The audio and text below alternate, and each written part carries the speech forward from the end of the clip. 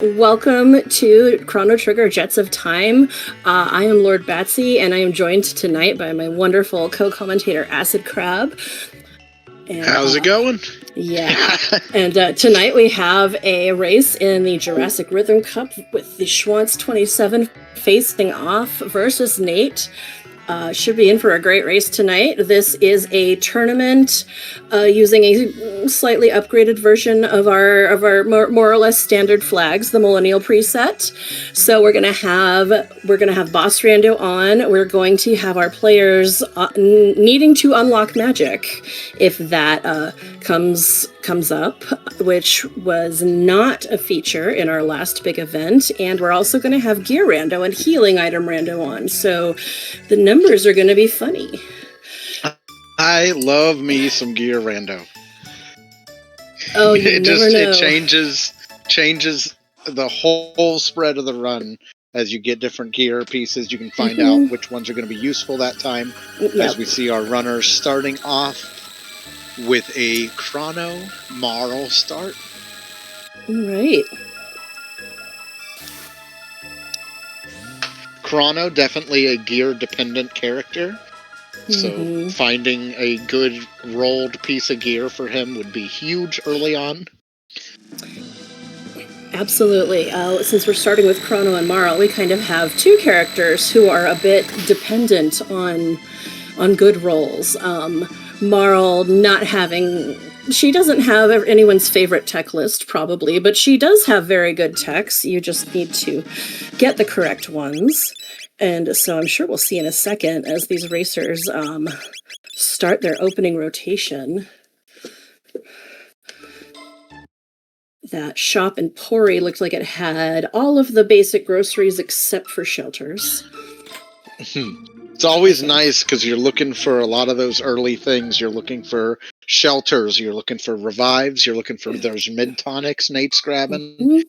You're looking for maybe a stack of heals if you've got the cash for it. They're very cheap, and you will need them later.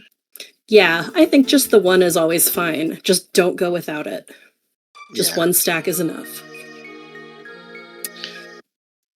And so we're going to be looking for those. We're going to be doing things like Nate is here, setting up the bridge for a check later. And we're going to be grabbing our couple free key items here at the beginning of the run.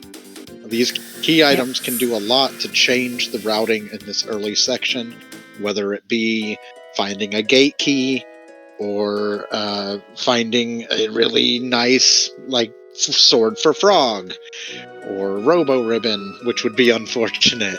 But we're going to see Schwantz setting up Carpenter's tools and grabbing that check as Nate heads to the forest for a quick grind.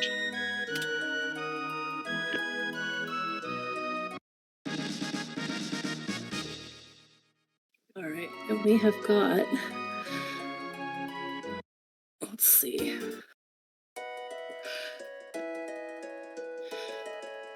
Right, Schwantz is gonna head behind that tombstone as well. I need to refresh the tracker, so I apologize. I'm fixing that right now. Let's see. Nate grabbing this second forest fight here. That's going to get us our 2 techs each on our characters.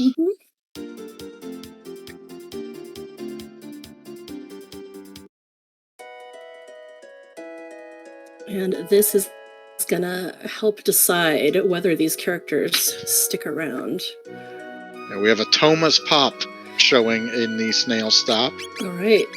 May or may not be useful later. Snail stop, your one stop for drinks, beverages.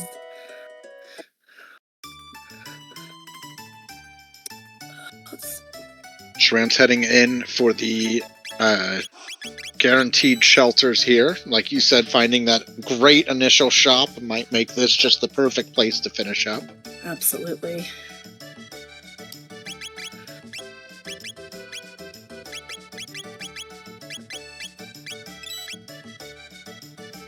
As Nate is also going to grab the tabs from this village here. Tabs in Medina. as you can see, there's a ton of stuff you can do up front in this randomizer, and you can do it in more or less any order you would like. Yeah, we even see the runners are kind of trading off now. Schwantz heads for that grind spot in the tab there, or at least just the tab. As Nate heads in, and then we get another chance to see what this carpenter's wife's got for us here. Yes. I didn't see if Schwantz purchased the snail stop item, as that is a really fast transition. That's not it. Sorry, this one. Okay, there we go. But we know that it is on, that the pop is on snail stop and the bent hilt is on carpenter tools. So the Thomas pop will unlock Giant's Claw, the dungeon for us. The bent hilt is half of the broken Masamune and takes you towards the Magus' Castle Go mode. The notoriously slowest but also easiest to unlock Go mode. It requires special care to be done in a timely manner, but it can be done. I think our runners are going to be heading to the front of Cathedral at pretty close to the same time here. Schwantz does grab the second fight. I run into this fight a lot. They are going to take the runaway. I think you can do that. You can also, that fight's not worth a ton less than the other fight, but it is a little noticeable. But the shelter is going to be a huge find here, as Nate also deciding, I need those shelters. I haven't found them anywhere else. Let's go to the where I know they're going to be, and we'll go from there. Here at the fair is guaranteed to have revives, shelters, and also a mid-tier weapon for the 5 characters that need that, or could need that. All of Magus's weapons are better than mid-tier, and Ayla doesn't need them, so it's the other 5.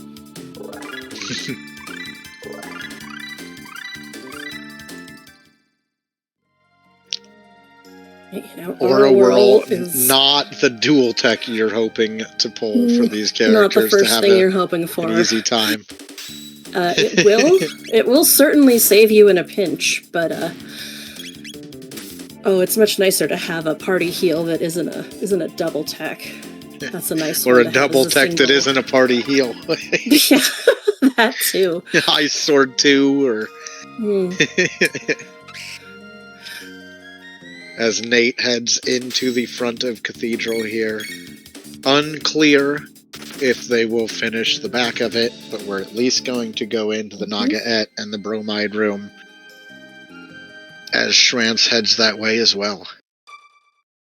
And we just see Nate just taking little edges here in some minor optimizations. Not a huge difference in what they've accomplished so far, except Nate may have grabbed a tab or 2 extra, and Schwantz grabbed the extra tab in 1000 Forest, Guardia Forest. But they're coming in pretty close, but Nate just edging ahead at this phase. Yeah, it is nice, Cyclone. Given that Cyclone is what's on the table, that they are clumping, because, let me tell you, these enemies will do whatever they want, so sometimes they'll just spread out, and you have to, kill them all in, 2 individual hits, because they won't come together, so it's nice that some multi-hits are going off here. Wow, and I think... Schwantz is going to finish that fight just ahead of Nate, turning that lead over with those cyclones. Yep.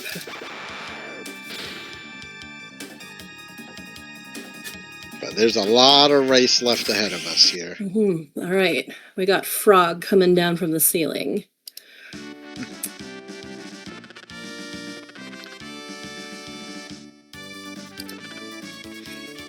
Frog is alright here. Still, it's a team that is very reliant on certain techs. Every party member on this team has a tech or 2 that they can't really go without and still be useful. Yes, that is kind of the issue with this team. It can be a bit difficult to optimize. So we'll see what the players choose after they go hit this bromide room, and there's a power tab in the room back here too. Yeah, it may push them towards the back of Cathedral for another character role, because let's say you pulled a Luca, there's a couple different good solid team combinations you could make out of that. Same with an Ayla. So it'd be interesting. Now Ayla is still very reliant on one or two techs, but Luca could be good, Magus could be good. There's people they could pull that would turn this around. Yeah, for sure. Now, this is one of those teams. Some people love this team in vanilla because of how reliable it is, and you've got healing and you've got damage. But in a randomizer with the random tech order, you won't just be given those things in the typical order, and this team really does kind of work that one way. And, so I kind of agree. I would be thinking pretty hard about back of Cathedral at this point. It is absolutely possible to push through with just about any party, but this is a race, and that's the thing.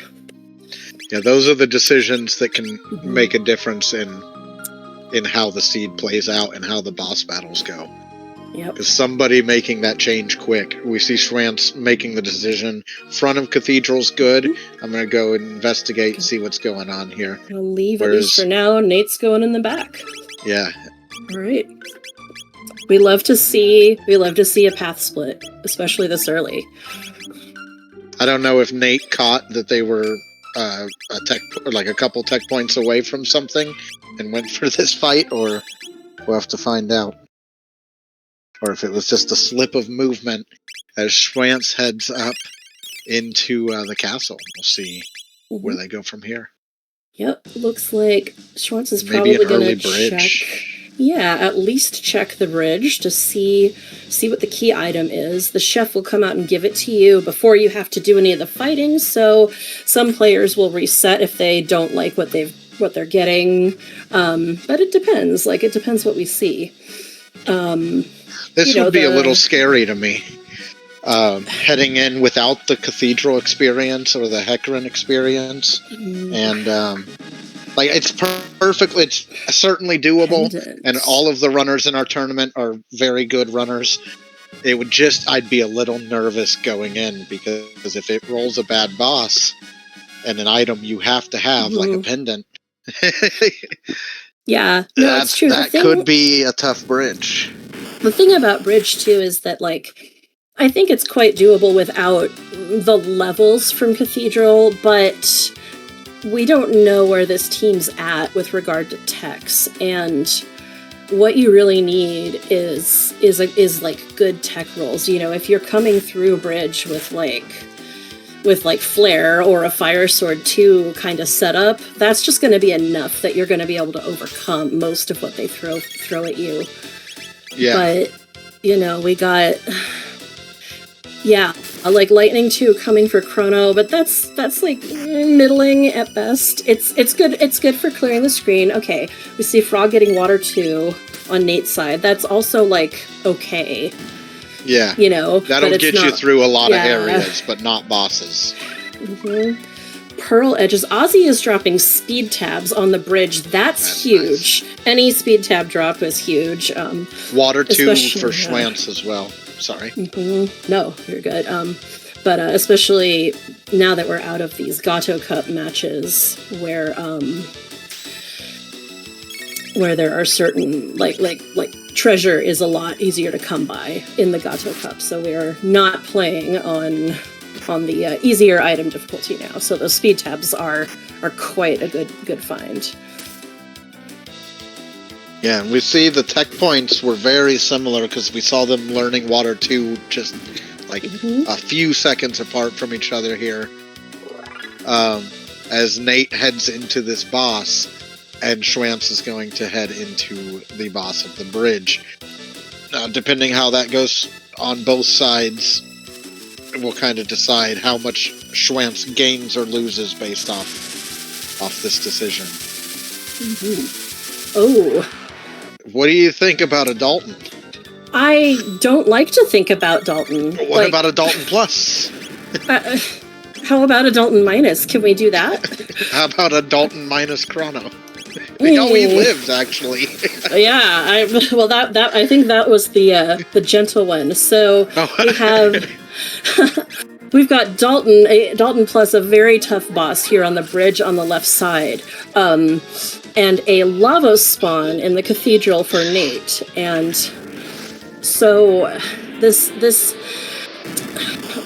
is not a great thing on the bridge, especially because Dalton loves him some full screen counterattacks, and he gets to like counterattack and like punch you in the face like pretty frequently and painfully. This like as Marl is demonstrating. Yeah. Oh no. That's the magic one. The one that has like the little like dots above it is the magic one, and that doesn't hurt as well. And then he does like a kind of wind slash thing. It sounds like Chrono Slash. It has a different animation.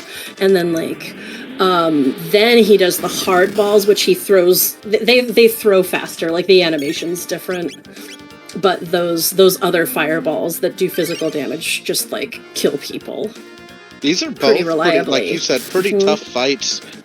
Even Lava Spawn in this spot with these tools and this equipment is like not what you're hoping for, but they're both struggling a little. Yeah, I think Nate is going to at least be okay, because like in the cathedral, the boss in the cathedral is going to be the weakest one in the seed, basically. And there it goes. Nice job. That's pretty clean, because that's going to leave him with at least the amount of XP and tech points, or haste similar specs on that thing. Haste specs. This is actually interesting. Nate's got haste specs. Schwantz has a bunch of extra speed tabs. So that's kind of cool. That's assuming Schwantz can get through this Dalton fight. If you stay on top of your stuff, you can do it. But I would definitely be concerned about both the pace of Dalton's damage and the relatively low pace of damage from this party. Yeah, well, and that each moment you're spending, if it ends up not working or it ends up taking a long time, you have to weigh that into the decisions as well. Yep. But making it through the tough orbs and trying to keep up the heals here, Nate heading to get his character recruitment, and it's going to be Luca. So I'm sure that Nate is actually pretty happy right now. Now here's the thing. I suspect Nate will do Hecarim before looking at Bridge. I can't say that for sure, but I think that. And so if Pendant is relevant and Schwantz is able to push through this really difficult fight, Schwantz could have some time to explore a region Nate doesn't have access to for a while. Absolutely. I'm hoping Nate's going to show us that Luca in a second. Marl and Luca are a fantastic combination. Luca and Chrono are still a pretty good combination. Frog and Luca don't have the best synergy, but Frog has good synergy with like Chrono and Marl. So, you can make decent parties out of this. Oh, we got haste specs going on Marl. All right. Maybe no party change. Not even going to show us like what she has? It's Mega Bomb, Hypno Wave, and Flame Toss. Okay. Way, I think. That is not the best Luca roll, although that Mega Bomb is still going to be way better than a Lightning 2 or a Water 2 right now. Yeah. Oh, it looks like maybe he's keeping it for the water grind here. Yeah, that could be, yeah. An excellent strategies we saw in a couple of our past tournaments. Yeah, and apparently there were haste specs that early. That was a surprise too, but hopefully this is the right item difficulty. But, it can happen. It's just random. Just pushing through this fight and trying to stay alive. These heavy hitting hammers. It's difficult. The heal loop is very. It's a very tenuous. This looks really nasty, but he's actually doing a fantastic job. This is a really hard fight to like stay alive this long. It just is this close to dying for characters like all the time in this fight. And you know, he is managing it really, really well, and hopefully with life and re-raise, we might be able to pull some shenanigans to get through this. Exactly. But this is also Schwantz is stuck in this loop and thinking about the time he's already invested into it, where like if you were to have to step away from this fight, that's a morale hit. That's gonna make you step back and be like, well, what do I do next in this seed then, if this wasn't the play? Yeah, I mean, even if you can just go straight to Hecarim or Desert, you're like, well, I just used, X minutes doing nothing, basically, because if you reset or die, it is nothing. And we've all done it. Yep. We've all done it. We've all made the decision. And that's why things like this grind Nate's doing, which we've seen this early, we've also seen it after Hecarim. I like it with the tools we have. I like it here because we can just get a bunch of tech points. I would have been real tempted to throw Luca in, but with no unlocked magic, we aren't getting more techs for a little bit. But interestingly, the tech points, if you want tech points, those are going to be better in Hecarim Cave. The desert grind is better for levels. I mean, not that you don't get tech points. You do get like a decent amount, but Hecarim, I was just thinking, by the time you've done both and you get to the Hecarim boss, it's almost like there's nothing you could run into there that you couldn't try to push absolutely through. What dropped Hayspecs? The lava spawn in the back of Cathedral dropped them. And it was the lava spawn, not the elder spawn, just in case we're keeping track. You see Nate just full clearing desert here of everything except its boss, and grabbing all the XP tech points and mid tier loot. I think now, right? I think it is. It is very mid-tier nice. Loot, yeah. As Schwantz fighting hard through this difficult bridge fight. This is really one of the risks of boss rando when it comes to this early game, is this bridge play is tough. It's true, although a tough boss spot. Not as tough as it used to be. Yes. We actually only had the legacy boss rando, I think, for like one or two events, with the where everything on the bridge had to be a 2-part boss, which made it a 50% chance it was one of the mutants. It's much safer now, but you never know. Bridge could wind up being the play. It is the pendant. It's very early, of course, so we don't know how that pendant is going to interact with whatever else we find, but that is a go mode item. It does unlock the future, so that is something you definitely keep your eye on. If either of them are desperate to unlock magic, the gate key is the faster route, but you can go through factory in the future. And we got chrono with lightning too, because that's the thing about the factory, is it's quick as long as you got something to wipe it. And then if not, it can get dicey. But as long as you got something to wipe it, you're good. It's not that time consuming, and that will also open up Mount Woe. You never know. You never know. Yeah, the big question I have with, if we are able to push through Bridge and we get through Dalton, we're not a whole lot stronger on the other side of Bridge from before it. We're a little stronger, but we're not a lot stronger. It's not like if we had gone through a Hecarim dungeon or one of those other areas where we could have gotten through some encounters. So I don't know. It's gonna be interesting to see where people go from here, because if Schwantz does push through.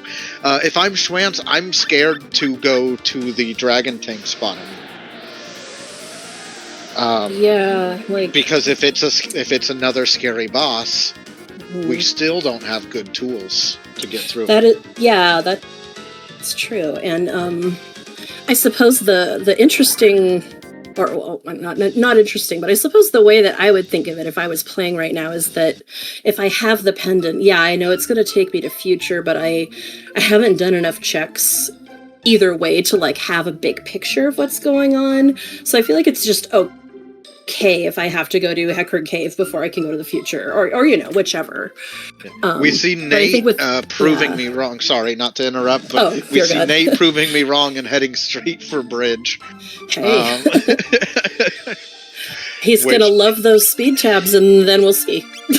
Yeah, I mean, he's got a good experience boost from going through desert. Mm-hmm. I mean, he's got to feel good going into this fight. Yeah, I mean, he's knowing. He's gonna have, I mean, we saw Schwantz do it, so there's no reason Nate can't do it, because he will have the same damage a little better. You know, it will probably, he may not be able to do this in like 2-3 shots, but I don't think it'll take quite as long. I mean, yeah, a couple cycles of a team, maybe 3 cycles of a team, maybe. Mm-hmm. Depending on when the healing has to happen. Yeah. Like it's hard to count it when it's Dalton, because he just hits you and he hits you. We see a menu glitch to get the pearl edge on Frog. Nice. The rare, seldom used bridge menu glitch. I think that you should always try for this menu glitch, just mash X, because you get it just as your party's coming together. You may get it, you may not, but if you do get it, like the chef gave you a power tab, you can probably at least use that.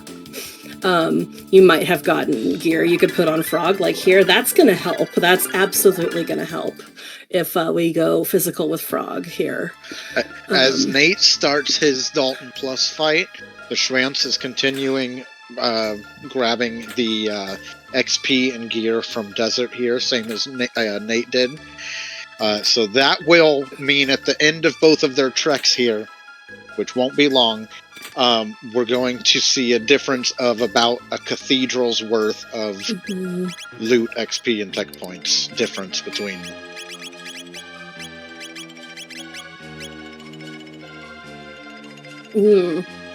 The big thing is that Nate appears to have found something that absorbs fire, because Marl got healed from that fire too, and that's going to help. That's going to help, absolutely. Luca, of course, being at the back of Cathedral. Yeah, and Nate decided not to keep her.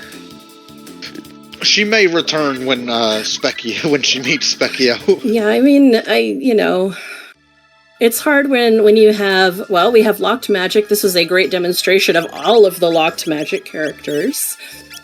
So anybody else we find won't need it. Oh yeah, that's a good point.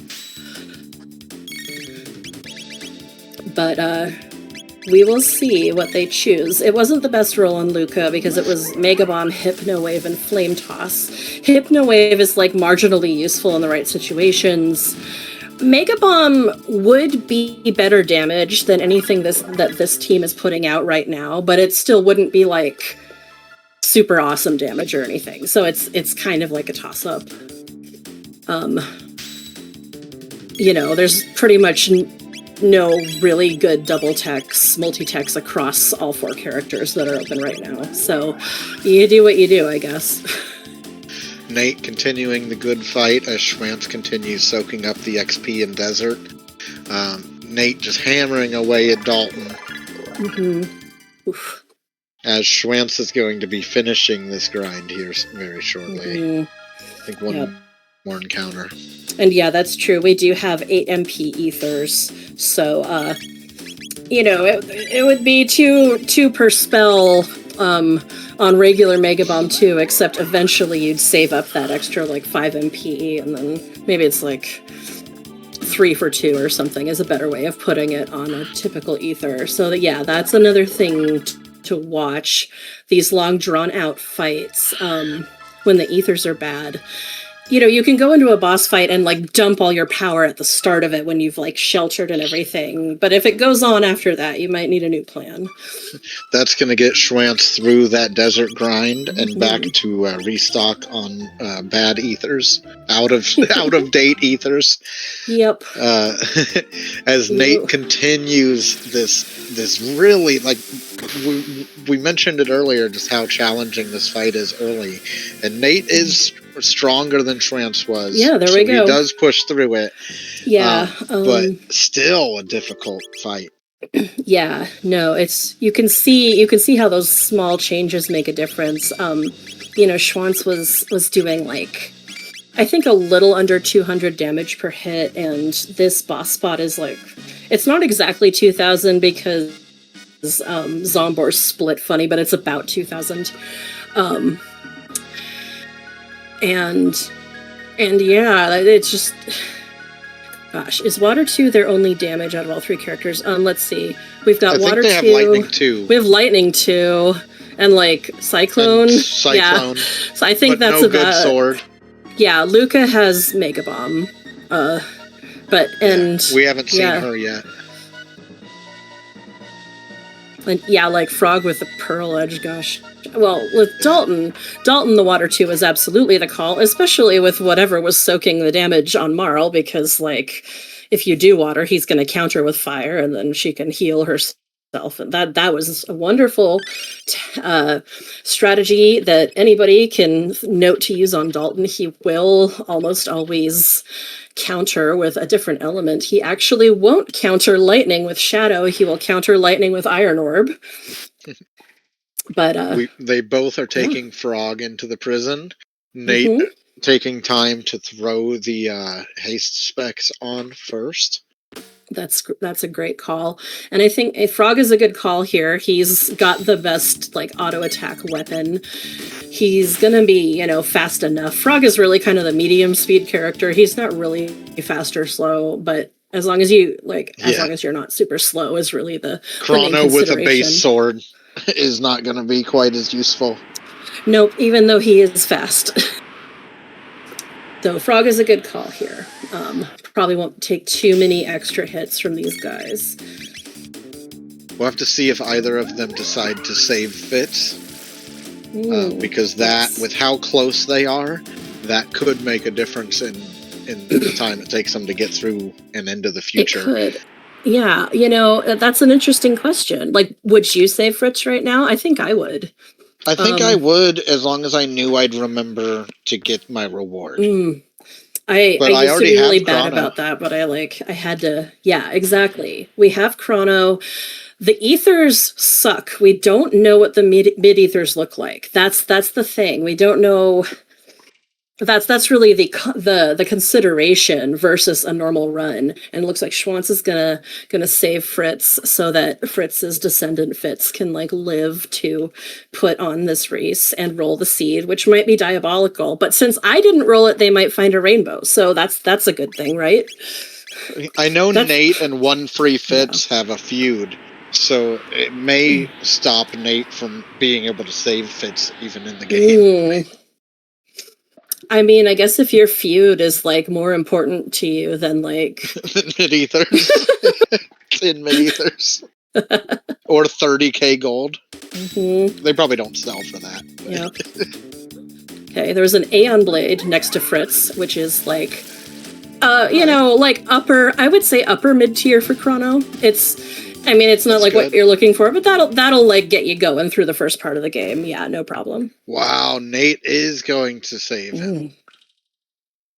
Oh, wait, I don't have proof. We'll see. He could be teasing us, yeah. Oh, he is. Look at the difference, though. Not a lot of space between Schwantz and Nate. Now, we talked about it. Nate has 1 cathedral's worth of extra XP, tech points, and loot, as well as 1 cathedral's worth of Lucas that Schwantz does not have access to currently. Yep. But that could change later as both runners are going to be heading into Dragon Tank as Nate hits this last fight before the save point. Oh, well, look at that. The boss up here is Golem Boss, so it is free. We are good. That's nice. Even if it gets away, this thing is not going to kill us. That's what you want to see when you came here this early. You want to see somebody that you don't have to get through. Yes. I am also in favor. I think it wouldn't be applicable in this seed because on the bridge, I think Golem Boss would still be afraid of heights. But I want to like randomize Golem Boss's phobia. So like if you're in a cave, it's claustrophobic instead or something. Because it would be funny.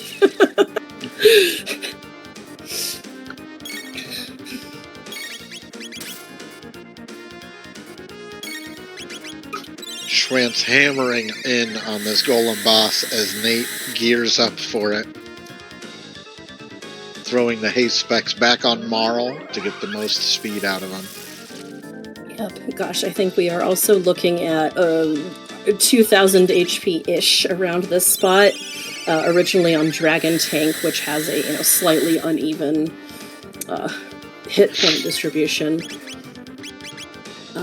When there's initially a multi-part boss in the spot, beautiful. 482 start. Its entire HP total will go to a single part boss if it appears there. So they're both trying to get the XP and tech points out of this fight.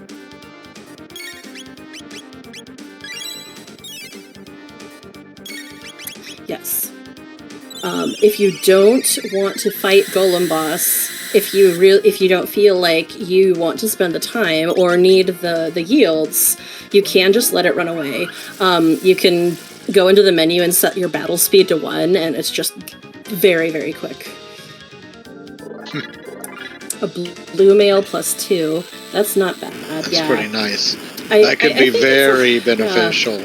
Depending on our I think it's a hard call at this point because these characters do have like a pretty bad tech lineup right now, but this is also like a pretty reliably good treasure spot. Like the drops on this boss are almost always good. I feel like Nate made up some time there.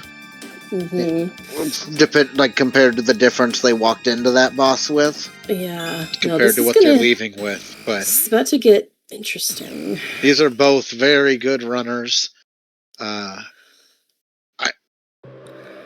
Schwantz was in the mentor program recently. Yeah, he was in I think the first one. I don't remember I think it was the first one or not the second one, but yeah, he was a graduate of our Gato Cup program. Excellent.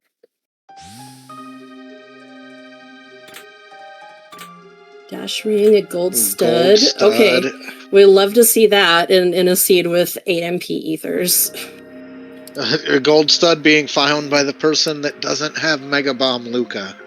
Yep. I mean, I will be really surprised if neither of them goes to Protodome. I actually will be surprised if both of them don't with these lineups. Because Protodome is going to have another character. It's going to be Ayla, Robo, or Magus, and they are not limited in magic like the others are in Tex. And sometimes it just takes one good character with one good thing on them to really get you going. So that will change things, certainly. We keep watching both runners be in the same room at the same time. As Nate takes a minute to shop and Schwantz goes straight to see who this character might be. Yep.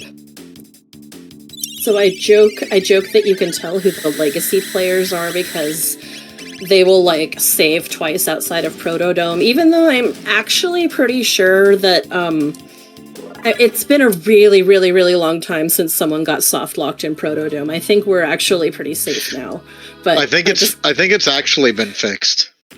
Yeah, no, I'm pretty sure. But, like, I can't stop, like, saving extra outside. And we got an Ayla here. That's potentially very nice.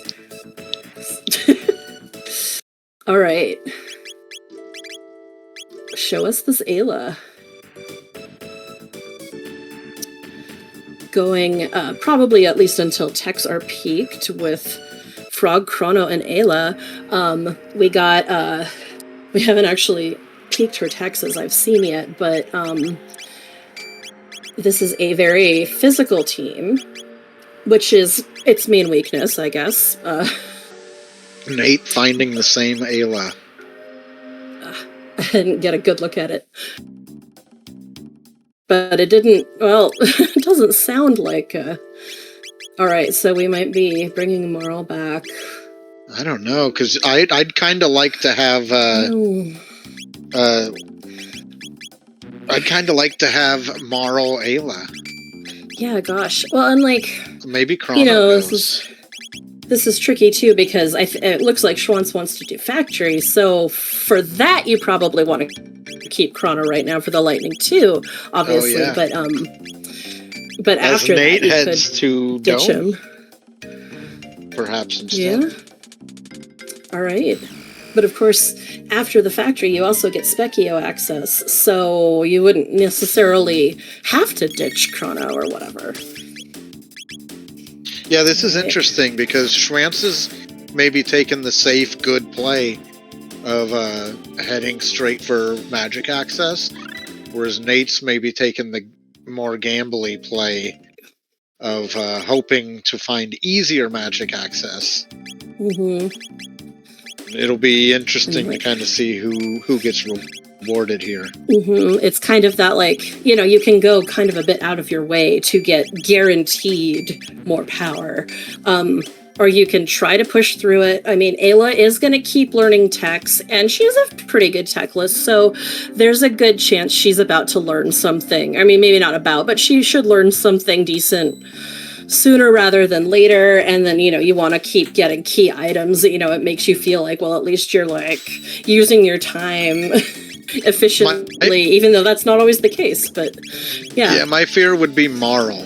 Like, Marl is so reliant on a couple techs to be offensively useful. Mm-hmm. And without Water 2 access, or Ice 2 access, I'd be really concerned about having her. Yeah.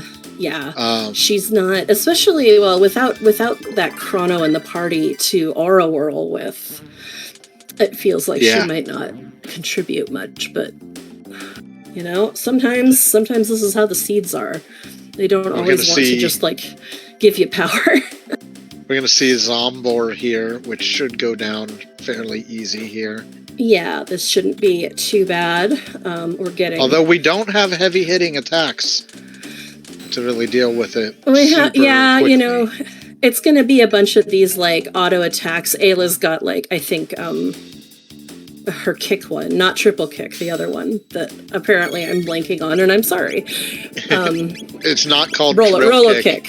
I was going to say, it's not drill kick, that's the DS. No, somebody got drill kick. Isn't the drill kick the double tech, I think, with Chrono? Oh, maybe so. Because I think I saw drill kick come up with Schwantz, yeah.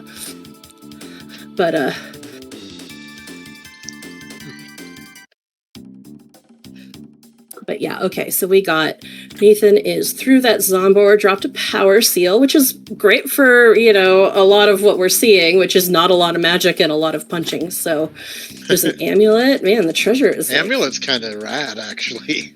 The power in this seed is trash, but the treasure's fantastic.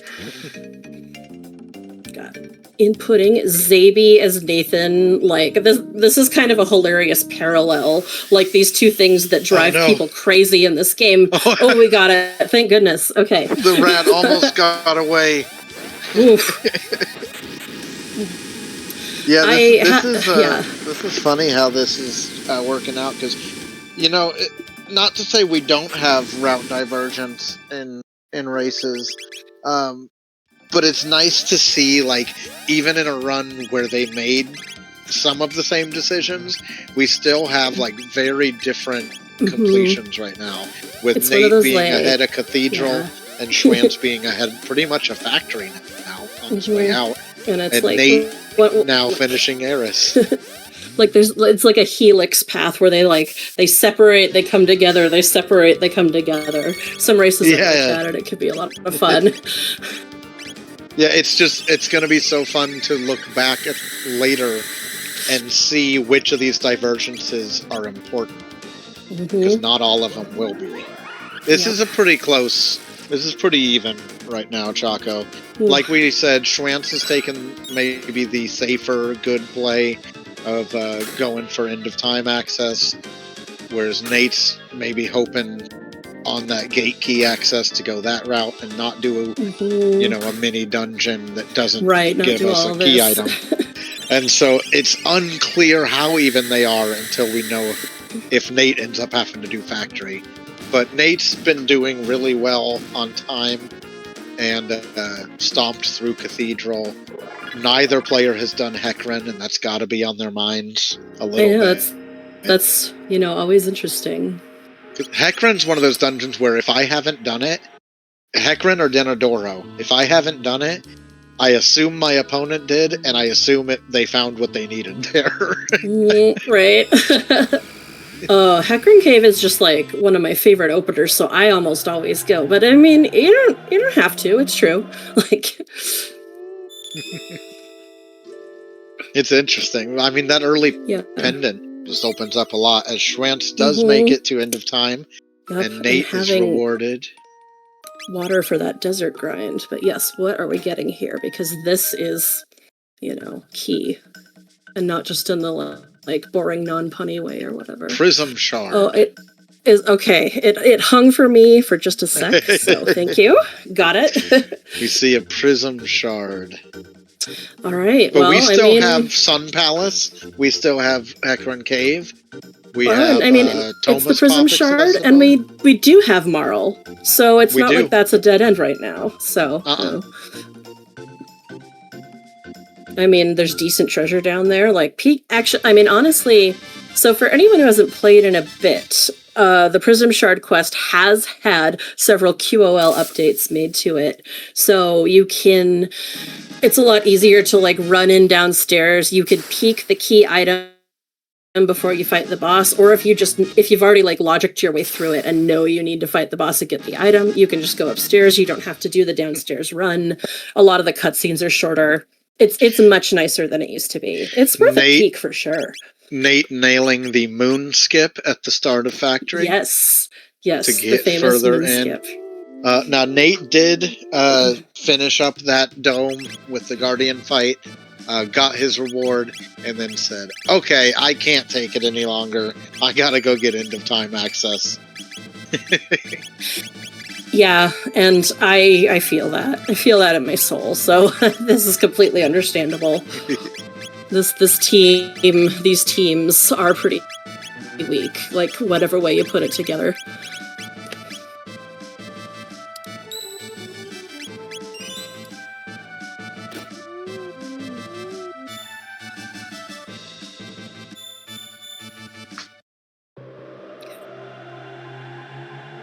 The gate key could even be on Woe, which would make it a really long hunt. Yeah, although Mount Woe, I will always insist that Mount Woe is actually pretty fast if you don't stop to do anything. It's just often it makes sense to stop and do things. So I love Woe. I get the urge, but if you don't take the fights, if you just ignore the treasure, because you are already pretty powerful or something, you will finish it in a couple of minutes. Absolutely. Yeah, it's pretty quick. Schwantz going through this great loot we've got this seed, as far as a lot of our accessories with dash rings, gold studs, as Nate heads into the Zaby section here.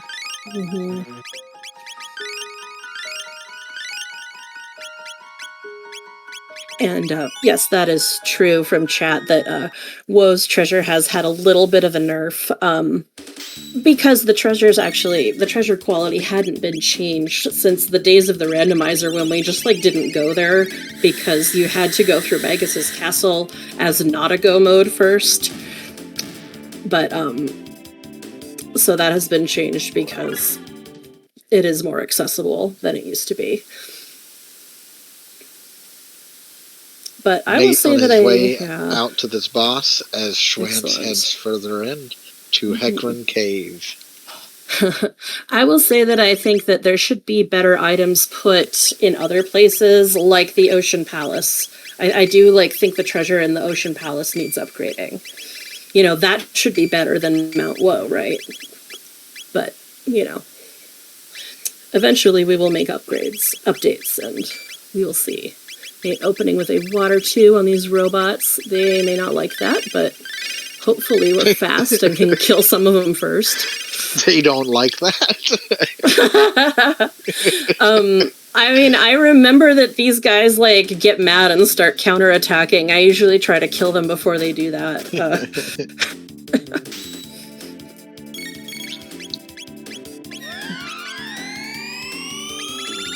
These guys were a hard boss fight in vanilla as a kid if you hadn't done any grinding, or if you'd skipped a lot of fights. Yeah, I never liked grinding when I was a kid. They beat the crap out of Robo. Yeah.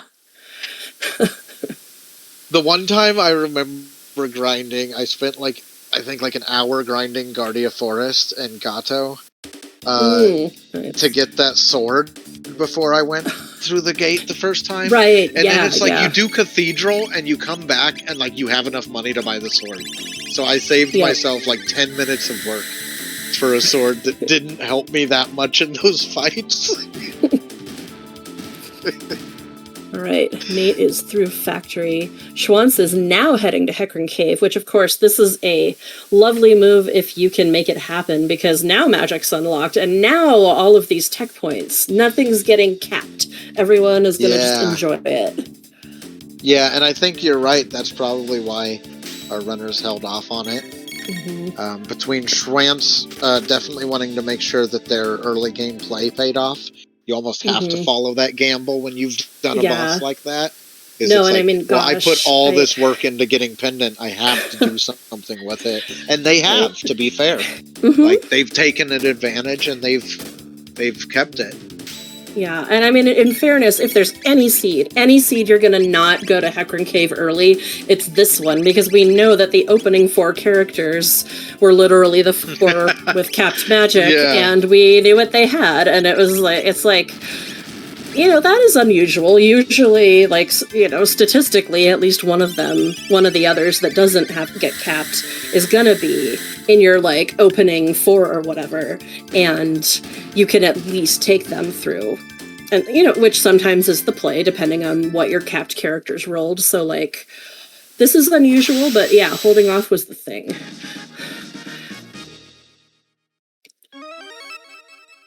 Okay, and I'm hoping we're going to see some different parties now, because that'll be fun. I'm going to look at... Alright, Schwantz heading into the boss here as Nate gets magic. And, so again, just to run through things a little bit. Nate has Cathedral done and access to Luca. Schwantz is now a Hecarim Cave ahead, and Nate is a Aristome ahead. Yep. But the Aristome was Prism Shard, which may or may not be useful. I suspect we'll find out at some point. Yeah, we don't know like yet. You said, not a difficult check to go check out with Marl already in the party. Yeah, I think it's absolutely worth just go down there and peek. And yeah, we got Flea Plus in the back of Hecarim Cave, so this is another reason to be glad you didn't go earlier. It's not quite as bad as Dalton usually, but it can get pretty nasty. Oh, a really good look at our techs here. We have Fire coming up. We have Luminaire coming up. Okay. Nothing else super spectacular to write about. I think we also had Slurp. It's going to be interesting to see what Hecarim is, because even if I'm Schwantz and I've gotten through and I've unlocked magic and I've gone back to Hecarim Cave, if I get something game-changing here, like, I think my opponent has had it for 20 minutes. I know. Whether that's true or not. Like, freaking always the same for me. I'm just like, oh, dang it. Like, and I think that is something to keep in mind, is like that mindset sometimes that can put you in. Yeah, and especially like a seed like this, the seed has been fairly open so far from what we've seen, which is, we haven't seen anybody like, you know, get like locked out of something. People have just been like following open paths, and it's a hero medal. We haven't taken a lot of like extended trips down item, like, you know what I mean, like where like sometimes you'll have seeds where like one player is checking out Toma's pop while the other one's heading to the future. We've seen a lot of like really good choices as far as that goes, and we'd find a hero's medal from the Hecarim Cave, but we're seeing our runners kind of making similar decisions in different ways, and I really wonder if that early divergence is going to matter by the end. That Airstone difference. We'll see. This team that Nate has put together, I admit, is also mentioned in chat. Also, one of my favorite teams. This team has the potential for drop kick, which is pretty much like the best physical damage you're getting out of your guys, I think. Yes. You know, you're gonna have blaze kick, which is one of the best like combo techs. You're gonna have like Luca's regular fire to wipe the screen. Frog flare for 1.5 Frog flare if you need it. Plus the health multiplier, yes. But. And fire whirl. I knew I was forgetting something. Thank you. The good fire whirl with tailspin and fire too, which is just wonderful to cut through just about anything. All right, Schwantz finding a new and hunting it to extinction in the forest here, as Nate makes it about the halfway point, probably a little farther into Hecarim Cave, where he will also find a hero's medal and decide what to do next. The big difference in these players being the access to Luca and the Prism Shard difference at this point, with Schwantz having a potential advantage if those things are not meaningful. All right, so we've checked the burrow, and it is Robo down here. All right, so that does block the desert check. So that means we're not going to have important desert unless it's behind the sword pieces. Yeah, and that key item was the Grand Leon, which means we've got Grand Hero Frog on the table. You know, Frog is not always everyone's favorite character to use in this randomizer because I think he's just harder to set up than the others. But we got him set up. He's set up now, so here we go.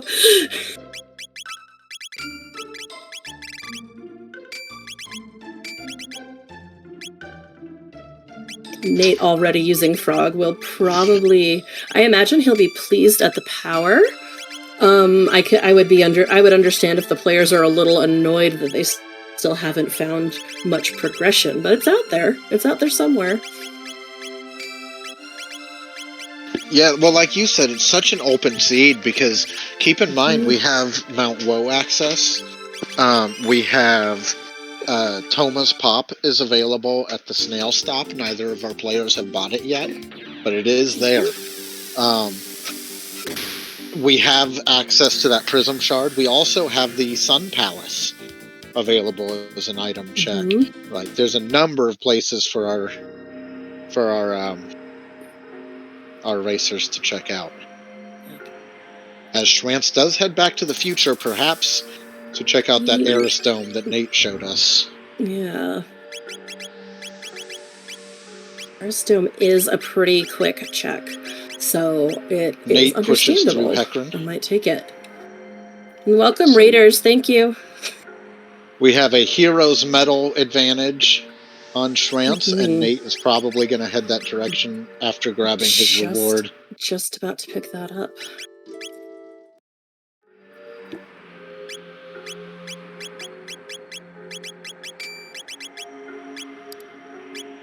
So, like we said, we have a number of checks available. I think Arisdome and Sun Palace are probably the most attractive checks to Schwantz right now. One or both of those. Looks like we're going to find out what's at Sun Palace. Yep, we're going to take a look here. Nate stocking up on shelters. Well, there we go. So that's going to be regular Flea, which doesn't make much of a difference. Flea Plus has some status vulnerabilities. That's about it. It's Super Slash that's really much weaker than his counterpart, but... Alright. Those were decent sealed chest. Yeah, like load vest plus 3.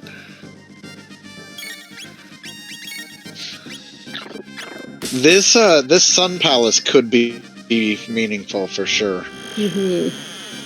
Like, imagine if this Sun Palace was gate key, and it would have put Nate that distance away from finding that alternate magic access he was gambling on earlier.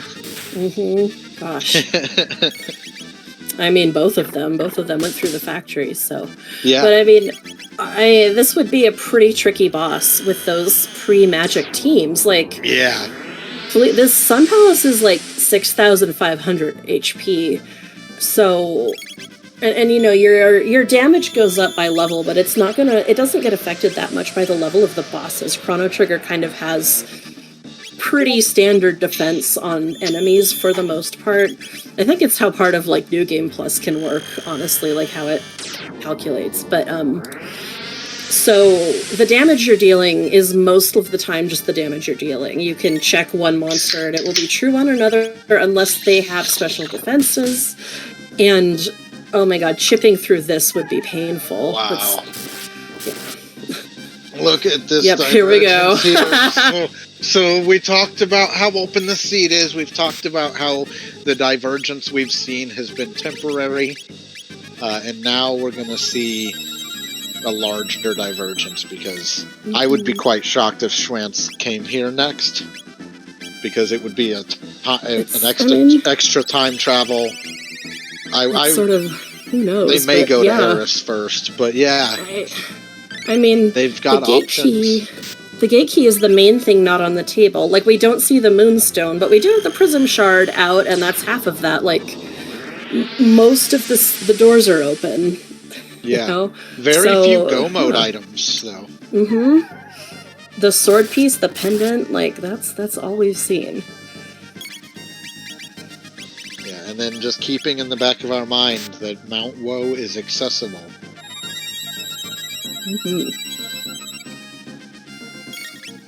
But we've got a number of checks on the table, because, as we mentioned, we still have Prism Shard, which Nate has the item for already. Schwantz would have to complete Airstone first.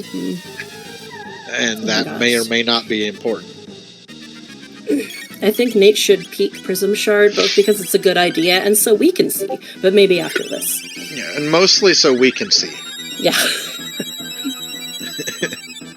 But, no, I mean, I do really endorse that you can do that now. Like, you can just drop it off, go in, and look at it. You can reset just like you would out of Xenon Bridge if it's not something you need. And it's convenient.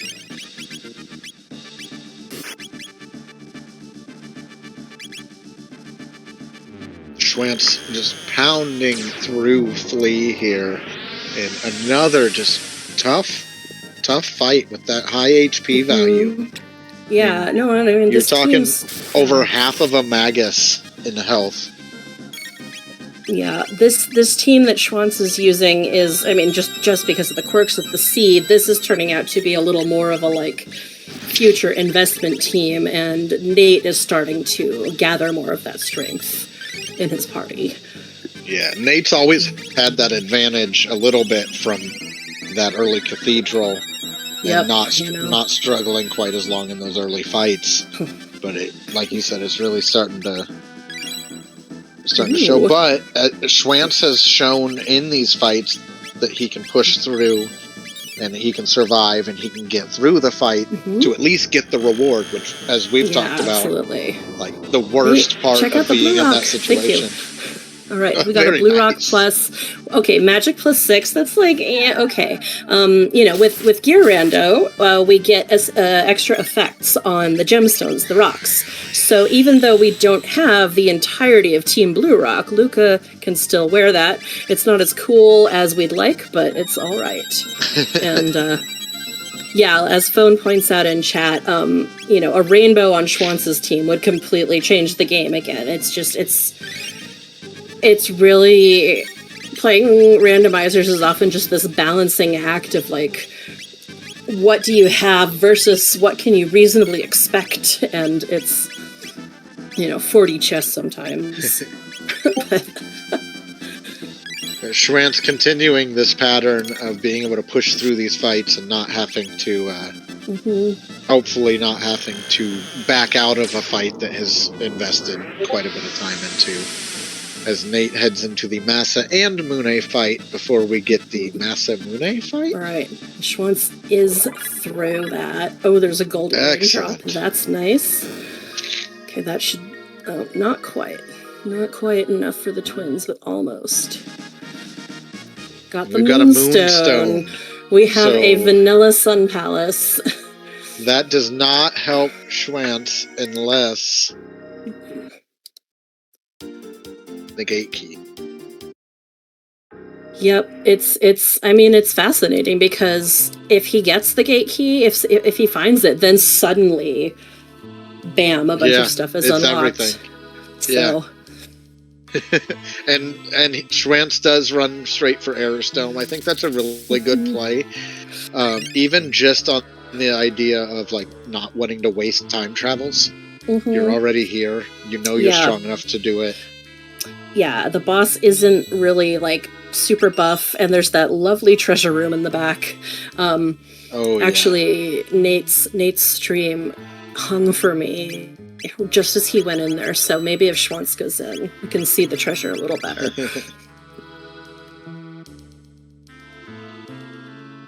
Prism Shard was Aristome, yeah, so Schwantz will get the Prism Shard for completing this. And yeah, I agree. Like a Genodome play here would be interesting. I mean, you're gathering strength. It will level you up pretty quick. Everything's open. There's not much to lose, and there's so few Go mode items out, with a decent amount of the non-Go mode items accounted for. Just like, I'd be really tempted to check Woe with so many Go mode pieces on the board still. But that's almost a meaningless point, because you could say that about any of the locations. But I would also leave Woe just so strong. As Nate finishes up the Massa and Mune fight here. Yeah. Let's see what we get. Yeah. And then we'll go over kind of the difference in what our runners have accomplished, just to give an idea where we're at once we see what's here. Oh, goodness.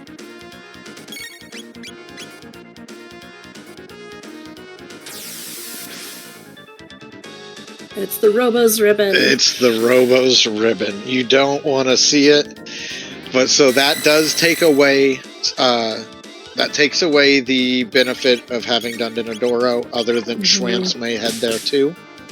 But Nate was ahead of Dinodoro and the Cathedral we talked about, which gave us Luca, which is becoming a little bit less meaningful, other than the party just being really solid. On Schwantz's side, we're ahead a Sun Palace now, although Nate is walking in that door now. Maybe a little stronger than Schwantz was when he walked in, though I think they're pretty close. I think they've stayed pretty close. They have, yeah. It's This is an interesting one, for sure. Yeah, we have Prism Shard available on Nate's side. We will have Prism Shard available on Schwantz's side. Probably close to the same time if they both get through their bosses good. Well, someone mentioning petting the cat in chat. I think Nate pet the cat at the very beginning of the scene. I think I did see him go in there. like pre-cathedral even. But I believe he did pet the cat. I don't remember if Schwantz has pet the cat. I don't want to say he didn't if I don't remember, but I know that Nate did. We've got Gino. Oh, we've got right. Woe. It is not on the tracker. And we've got... we still have access to Giant's Claw through Snail Stomp. And that's something that's really easy for a runner to forget. Yeah, I'm so curious about these like side thread dungeons. They've been out pretty early. I'd be so scared that my opponent went there. Yes. Sorry that the tracker did not update. It can be a little temperamental at times, but if something doesn't light up, feel free to yell at me again and I'll get it.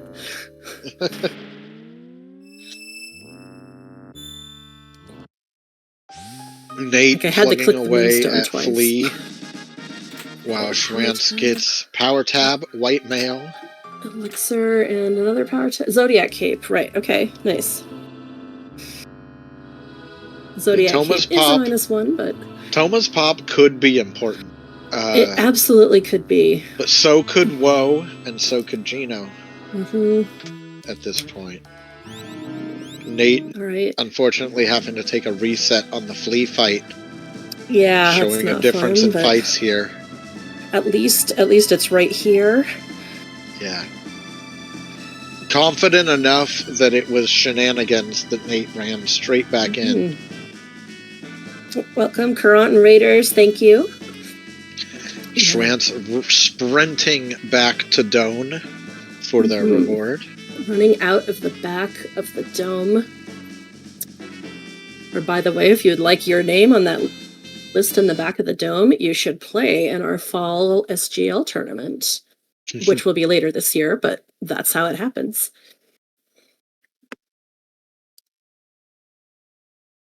All right, Schwantz is, of course, going to be rewarded with the Prism Shard, and maybe the first of our players to investigate it. I know. Someone's got to go peek it. I gotta know. Yeah. Because if it's meaningful, it's been sitting on Nate's side for a little while.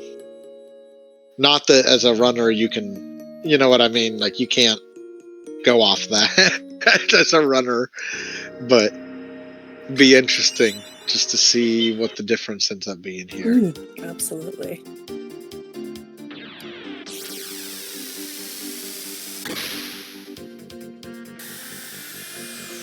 Oh, Schwantz heading towards Woe. All right, here we go.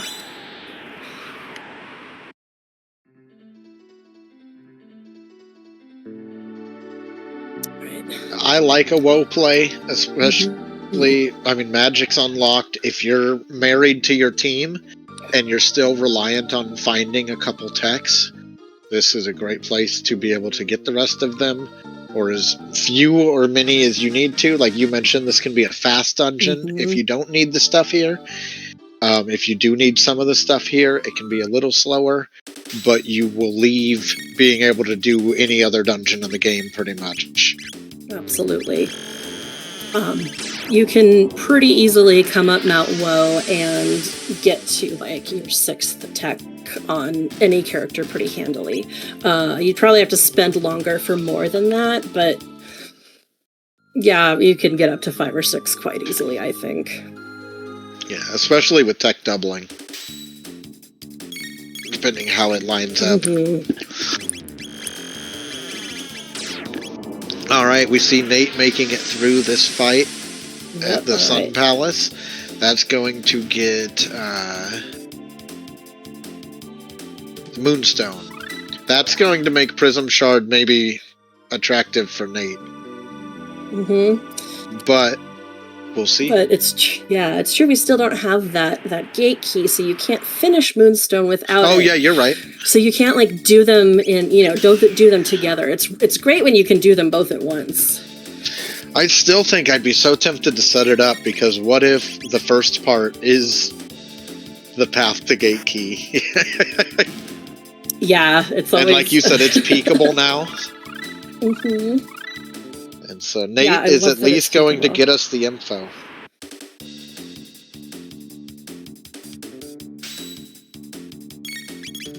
Yes, so we're going to find out different info on both of these runners. Now, we've kind of mentioned we're not really one piece of go mode away, except for the sword piece, which could come up.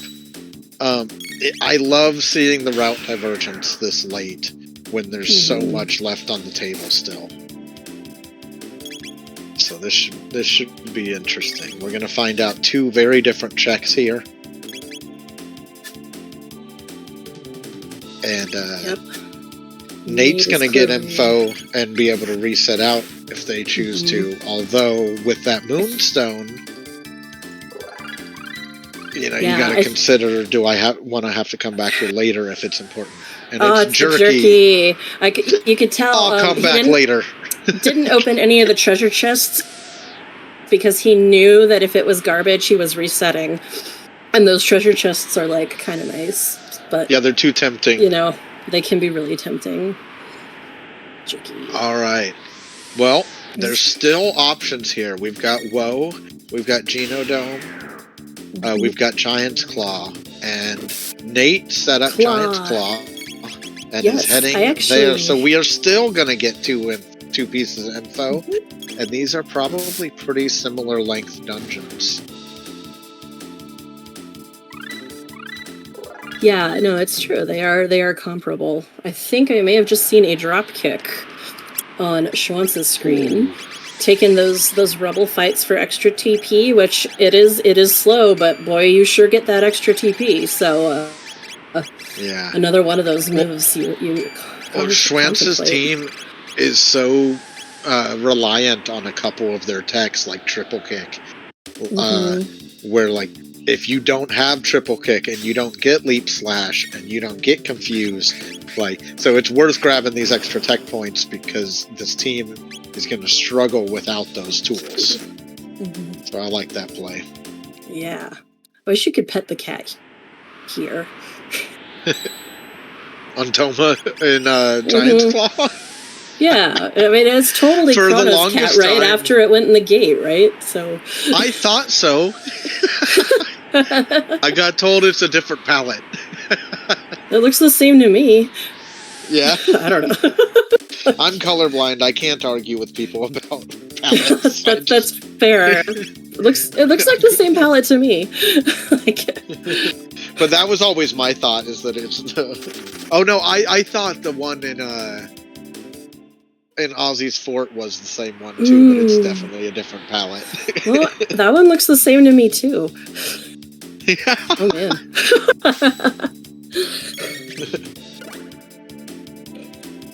All right, we're gonna... Nate grabbing the rubbles in this cave. Might as well. Yep, we got two rebels down here. And yeah, if you need a tech, these can be very convenient.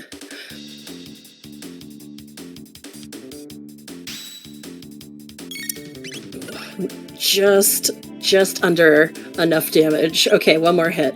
It's so stressful when you've dealt 490 to it or whatever, and it's like,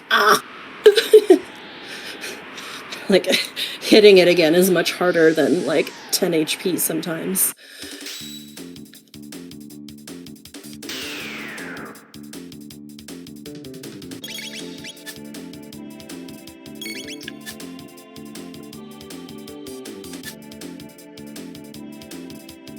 And I'm a little late looking back at this, but as Ann points out in chat, we also hold the Gato Cup for new players, where you can play a mentored event. You get assigned a mentor, and your mentor will take you through all of your runs. Like we're in chat with you or in voice chat, we can remind you to pick up your mid-ethers and things like that. But it's a lot of fun, and yeah, sign up if you're interested.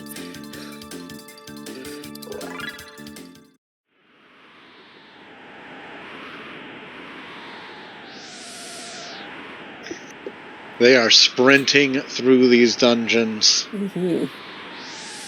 as Schwantz kind of enters the peak of Mount Woe, and Nate gets deeper into Giant's Claw here, and they will probably have dueling bosses for a minute here. Possibly in a second. All right, we got a Hecarim back here.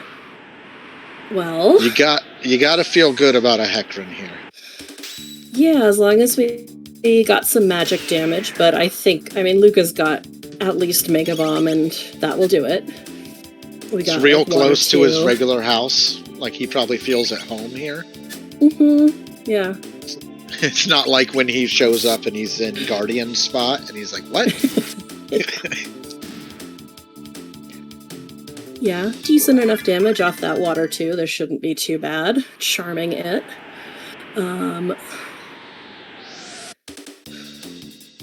Well, so we have in chat someone asking about making the chrono playable.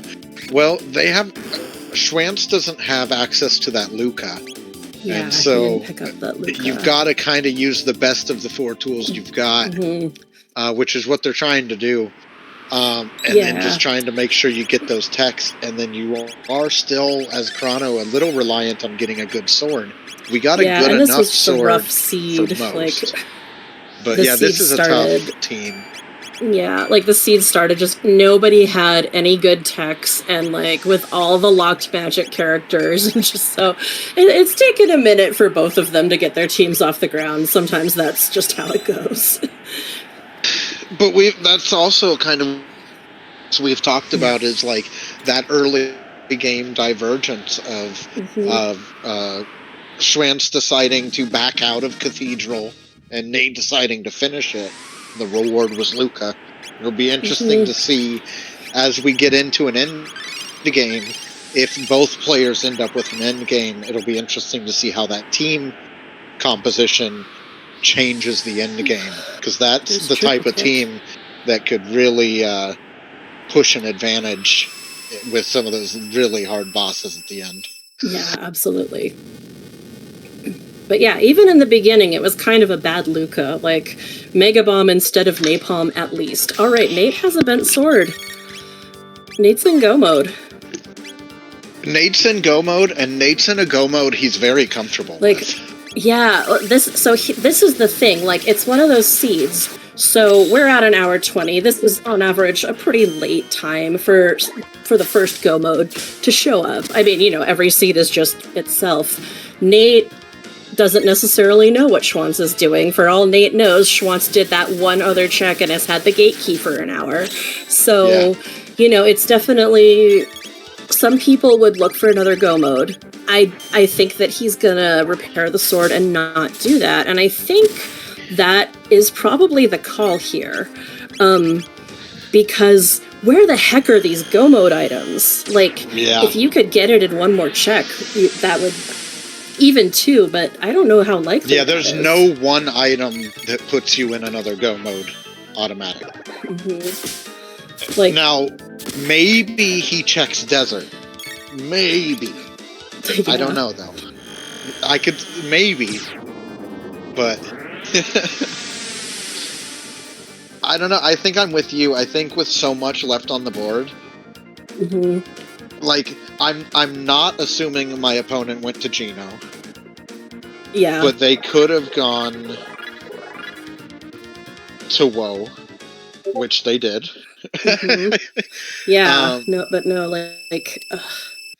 Someone who I think guessed perfectly found the clone and trigger in their next 2 checks. If Schwantz can do that, then he overtakes Nate. But like what I'm trying to do is illustrate that's kind of unlikely. Gate key's nice though. Yeah. Well, and so with Gate Key, you can go to Reptite Lair, and that's gotta be something useful, or Geno is also required. But what am I missing here? Gosh, So Geno's available. oh, like, and what other? There's like Prism Shard. Oh, Moonstone is in play now. And like, yeah. Okay, so between those would be it. But we found the Robo's ribbon, so I guess there's no more junk in the pool except the Prism Shard. Yeah, like, I like Nate's play. Like, if you're confident in your Magus Castle, like, you can get through. I know how somebody that's practiced Magus Castle can get through it. And I know Nate has practiced that because he's been in LOC tournaments with us. Yeah, I mean, Magus's Castle is the slowest go mode, but people do often overestimate the time that it takes. It is the slowest, but it's also the most likely to be like, earlier spheres. It's just trickier to figure out when it is like appropriate to choose. But I think right now it's probably a good bet because again, you have to the rest of your checks are probably go mode items, but you need to get the right ones in order for it to be faster. And I would not trust myself to guess like Schwantz setting up the Moonstone does not know what the Prism Shard holds. So as far as they're concerned, they just got access to Gate Key. This is a 2-for-1 special. This is a great check on their end, honestly. No, this is interesting because Schwantz at this point probably doesn't need to go downstairs and look at the stupid jerky, because he's gonna get 2 items out of this. You don't really need to peek. You can just go fight the boss and then get 2 items at once. And so, it will be the jerky on the Prism Shard, but he probably won't reset because there'll be a Moonstone too, or Sunstone rather, but yeah. If he can somehow pull out Black Omen go mode quickly, he could probably take the lead, or even Tyranno, but we have, I guess he does have the Gate Key now, so I guess it's kind of equal chances, but yeah. If he can pull out a go mode quickly, then it gets really competitive again. Yeah, we'll have to see how Rando is going to Rando today. Yep. But Nate has like we talked about when Nate first built this team, this is a team that can take down any boss you run into. They have a dual tech to deal with every boss.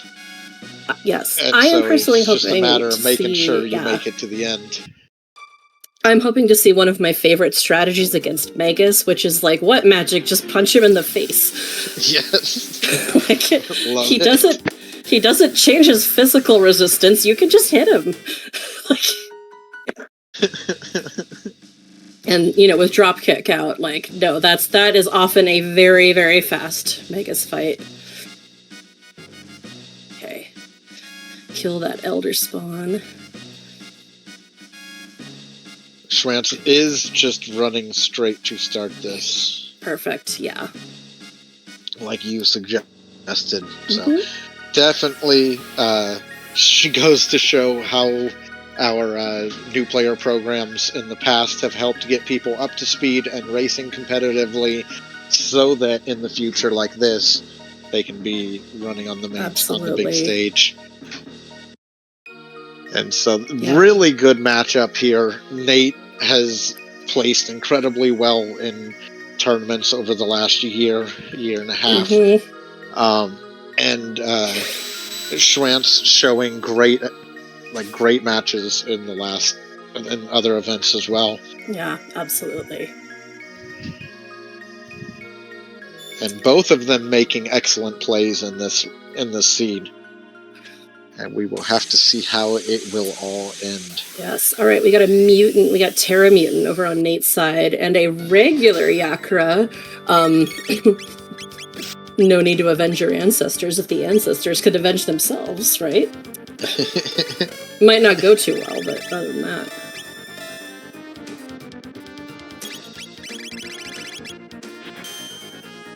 Terra Mutant will be like maybe a little annoying for Nate still because we're still waiting on some of Luca's better magical techs. I'm sure she will get them eventually, especially with, I mean, either of the ending dungeons in the Go modes, whether it's Ocean Palace or Black Omen, you can get what you need. Yeah. You know, it's a different strategy in each, but you can get the TP you need. So it's just a question of whether it'll come up in Magus's castle or not. Alright, that Yakra is dead. So is that Terra Mutant? Beautiful. We love ourselves some, like, harmonic convergence, or whatever you call it. Absolutely. And this seed has just been wild, like, with how tough it made combat early on, and it just didn't give you a lot of tools to run with. Yeah, I can only imagine how the runners are feeling. Like in the recording booth, this is pretty chill, you know. It took a long time to get Go mode, so we've kind of been able to, like, you know, like, lean back, enjoy it, because it was a slower seed. But, like, the runners have got to be terrified. Yeah, because you always assume that they found the fastest route. And we talked about how open the seed was, like, you gotta be thinking a little bit, like, Nate's gotta be thinking, like, well, Genodome was open. We rushed to the future. Genodome was open. There's a speed tab there. There's reasons people go there. And, like, as soon as you can, some players will do that. And so, like, you'd be worried about that. Luckily, the other gamble, like, Nate has a lot of info. Nate doesn't know Mount Woe. Nate doesn't know Moonstone, and Nate doesn't know Genodome. All right, and we've got the Dreamstone from the Moonstone, and this is going to be jerky. Which, I mean, in fairness, there's no point in resetting right now, so we may get to see what's on that jerky. I don't know if we saw exactly what the effect was on that ruby armor, but I think it was like a +3, if not a 4. Always love to see Nate ruby continuing armor. to progress through the guillotine room, heading into the DKC room. Yes. Nova armor Nova +2. Oh, you love to see that. Nova armor, of course, is one of the pieces of equipment that has status resistance built in, which can be important if you're fighting Lavos as your final boss. So we got that.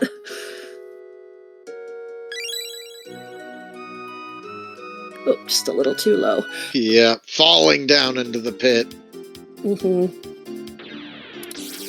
I actually made a chart of that room and, like, where all the save points and fake ones go if you fall, and then I think I didn't save it, so I think I have to make it again, but that's okay. Yeah, I know you posted a picture of the pit room at one point. That was nice. Yeah, there's a nice visual route. reference for the last pit. There's a nice visual reference because the crack on the wall is even with the bottom of that pit, and so, like, it's just a matter of making sure you go high enough. But I've also done this room a ridiculous amount of times compared to the average runner. With 5 years of LOC runs. When I sat down to make the pictures, I was just like, well, I'll just roll LOC because then I know I'm going there. So yeah. Nate trying to manipulate this guy, and it is always tough in this DKC2 room. Yes, that guy is obnoxious. Oh yeah, That's Reptite. The one guy you gotta... forgot Reptite a minute ago. Yes, Schwantz is going down into Reptite lair, so if this is the ruby knife, you know, then suddenly we're a lot closer again. If it's not, then, well, gosh, if it's not, then, like, one more check probably still gets in the Go mode, but the question is, what check will that be? Yeah, and the further down the rabbit hole, the further down Magus's castle Nate runs. Yeah, Nate is making pretty good time. I mean, definitely more than halfway through. Like, not counting the boss fight, but, like... For sure. That's kind of its own timing anyway. Tab invest down in Reptile Lair.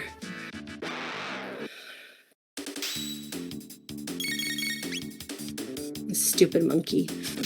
You gotta just like run up and right into that room so he doesn't catch you. And then like stop so that the other one doesn't catch you, of course. Even without the difference in key items, even like the difference in team here would have you thinking about how these final battles are going to go for each side.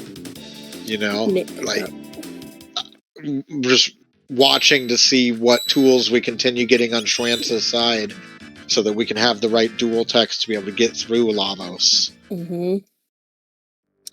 Yeah, this is going to be an interesting encounter for Nate. I mean, he's going to be fine, but he doesn't have any of the like really big magic attacks that would wipe it in one, so it's going to slow him down just a little bit. All right. Oh, interesting. Okay. So Schwantz over here, we got Mud Imp. And Mud Imp is like really interesting in the randomizer because like Mud Imp itself is pretty much just vulnerable to magic. But this isn't a very magical team. Luminaire will be like, okay, I guess I don't know how much HP Mud Imp will have right here. But like that'll okay, it was enough. Wow. But like the thing is, most of the time you will just cast a spell and Mud Imp is done. But like if you run into it with like I don't know, like I mean I played a seed once that was kind of like this one where it was pretty weak in the beginning. Clone. And you didn't have very many techs, and I had to fight Mud Imp on the prison bridge, and that's a really tough spot. It was awful. Oh my gosh! Awful. So like, yeah, Mud Imp is like almost always a pushover, but then that other like 1% of the time, holy crap, man! Like, oh god, it took me like 10 minutes or something. Maybe not that long. I wasn't actually watching, but. All right. Schwantz finishing up Reptite, and was that a clone that he found? It was a clone. So, not what we were hoping for, but go mode at the next place. So where are we going? Where are we going to meet our destiny? Like, well, desert. Are we gonna? We might be Thomas popping it, but was Thomas Pop like, Robo's ribbon? I think this was the sword piece. The other sword piece. Okay. Sorry. No worries. Nate killing the chains by charming them, getting an extra full tonic. This could be good because this is not... I mean, you got Frog, so hopefully eventually he learns heal, but having consumables for healing is just always nice and reliable. You know what they're going to do.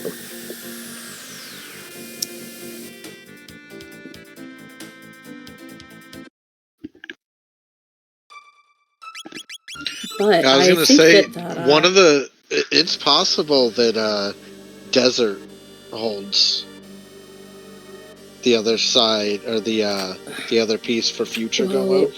I think, well, one of the last pieces is Desert, and one of the last pieces is Genodome, I think. So, you know, the calls for Genodome, 45 minutes ago were pretty, pretty on the money.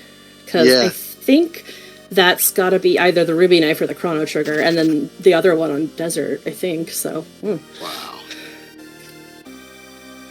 And, like... Gosh. I guess I would think Geno would be faster. I don't really, like, have a good idea, but, like... Because to do Desert, you're going to have to go grab Robo out of the burrow, so you're going to have to get the sword pieces, and you're going to have to fix the sword, and, like, so that, then you have to go get him, and, yeah. Yeah, but you don't know it when you're running through Giant's Claw. It's true. No, I'm just like comparing the choices because it's hard to. I mean, it's hard to compare the time it takes to do things when you're doing very different things. Yeah, absolutely. Yeah. Well, and they had some divergence right from the start, where we wondered if that was going to be relevant. Some of it ended up being relevant. I think Luca ended up being relevant, where it is the rest kind of didn't. I don't know that the extra XP made a huge difference, because Flea was still a really tough fight for Nate, took a wipe. Right. But the factory split didn't, like, Nate kind of had to go back on that. But both players have just been playing so well and just playing hard. Mm-hmm.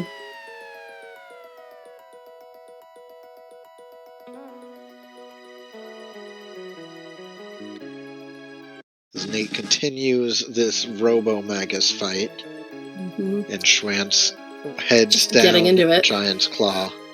Oh, that fire barrier you love to see. He's just totally random, so this Magus fight, or whomever you get instead of him, will just pick whatever barriers. I don't think it has a dang thing to do with your team, so keep your fingers crossed and hope to, blaze kick.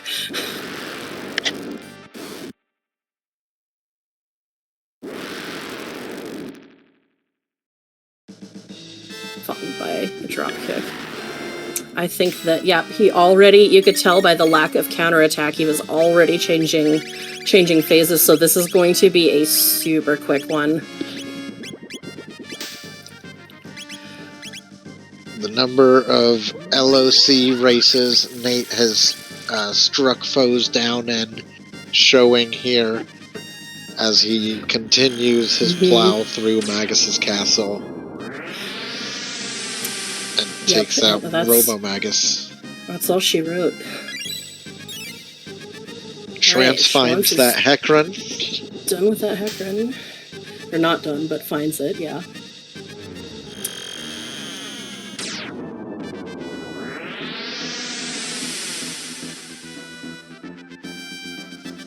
And so this will put Nate in a position to be able to start the Ocean Palace and head into Lavos Shell, Lavos 2, and Lavos 3. Yeah, gosh. TheShwantz will get the next piece from this dungeon. Nate has just about all he needs to fight Lavos, too. There are some techs, like, I think maybe we don't have Tailspin yet. We don't have Flare, maybe. There are some techs that would be nice, but he is good with what he's got. You don't need anything else to fight Lavos, really. Frog might not have heal yet. I feel like we might have seen it if he did, but we'll see. All right, new shop 1. This is the good new shop. Or the better new shop. They're both good. I like the elixirs. Yeah. Hyper Ether's always good with the healing item rando because they just do everything. There's nothing to randomize. I mean, I guess you can sort of randomize infinity and it's still infinity. Something like that. TheShwantz grabs that bent sword. Bent sword, alright. Now, what is the decision?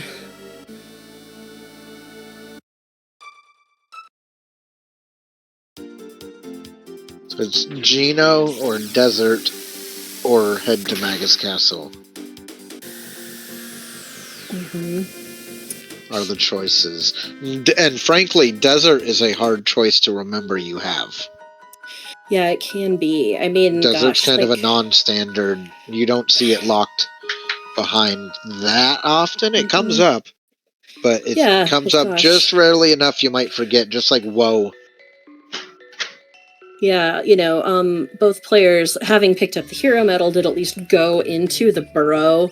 They have seen that Robo's down there, so hopefully that serves as a reminder.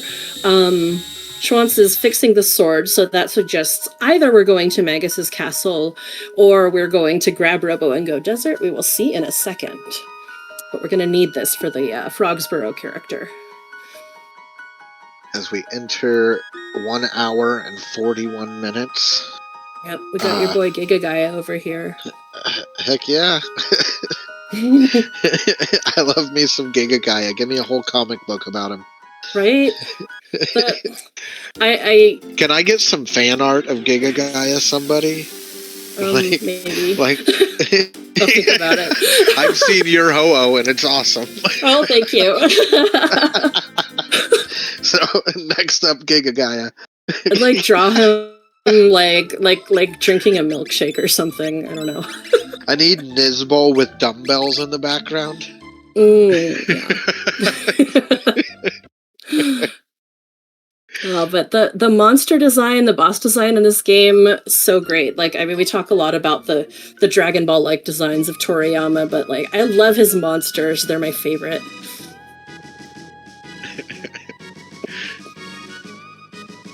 I think for some reason when I was a kid, I always had it in my head that Giga Gaia was Melchior. Like they turned him into that as a punishment.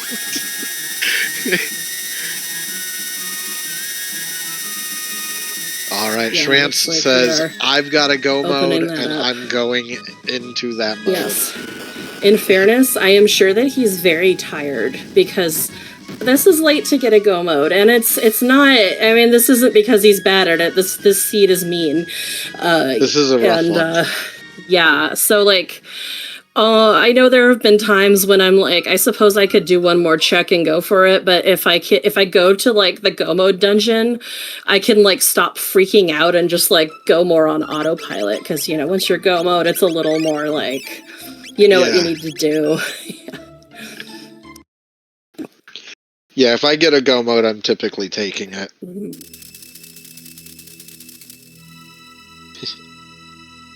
And Nate heading towards the grind spot, about an hour 44. I don't know that he'll spend a lot of time here. Yeah, I don't know that he needs to. I don't know. I mean, he does want to make sure he gets Flare. List. If he can get Flare, he's going to want it, but... Flare would be helpful, yeah. Gosh. The regular... If you just go through the Ocean Palace and, like, fight the usual litany of encounters, it's, like... I forget, like, 650 tech points-ish. Maybe, like, 630. But, like, so it depends what you need, how close you are. If you can, if you're paying attention, you don't necessarily have to stop in the grind spot. You can still get your last techs.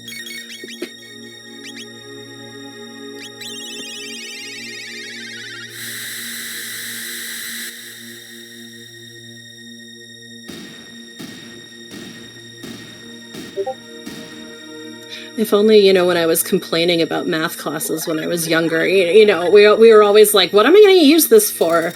And if somebody could have told me, like, in the future, they're going to randomize Chrono Trigger and you're going to math out so hard, I would have been like, sweet. Sweet, let's learn. Like, I know all those words, but I don't know them used together. Nate letting that fireball slam into Ayla to get her health low so that hopefully we can Dino Tail. And now we're checking damage, it looks like. Yeah. Yeah, that, and if he's got that Dino Tail set up right, which he does, that will out-damage that Fire 2 on Luca, which is, like, still just, like, in Ocean Palace and Black Omen, Fire 2 is, like, just on the edge. Like, if you've really buffed her up, maybe it'll wipe encounters, but, like, this is where you start needing, like, Fire Whirl or Flare or Dark Matter, Frog that flare, category, yeah. Something that'll hit hard enough.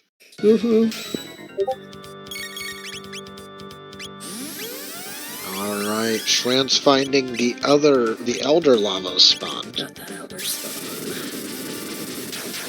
Got confused on Chrono there, looks like. That's nice.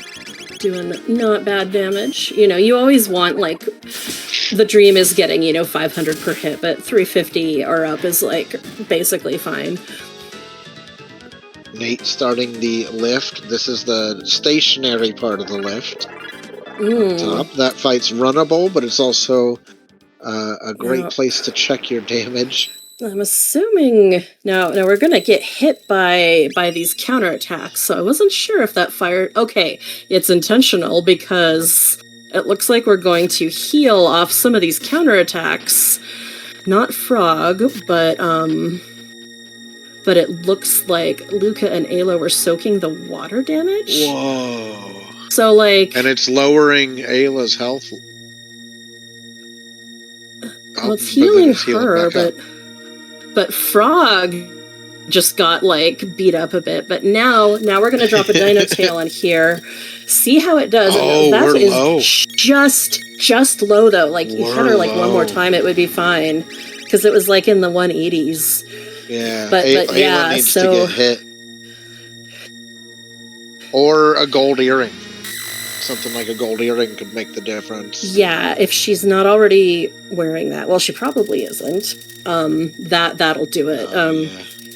If you have a gold earring, I think, honestly, you don't always have to even do anything with her HP. Silver you probably would, but I think gold usually will just do it, as long as you don't heal her back up, of course. Alright. You're through that. Yeah, that's a little tough. That's a bit of a morale hit this late in the seed. Mm-hmm. Looking at the clock, you assume your opponent is with you or in the same area. Mm-hmm. That would be a morale hit, noticing you're a hair low for the damage. Mm-hmm. Alright, but here we go. He heads on in. Yep, Dino Tail this one. This is, of course, you know, the encounter that you can hit with basically any type of damage, take it down.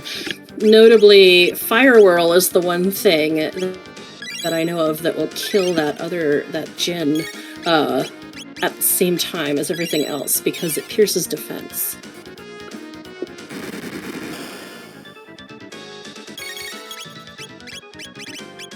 And of course, this one has that lightning scout, so you want to be using lightning or non-elemental.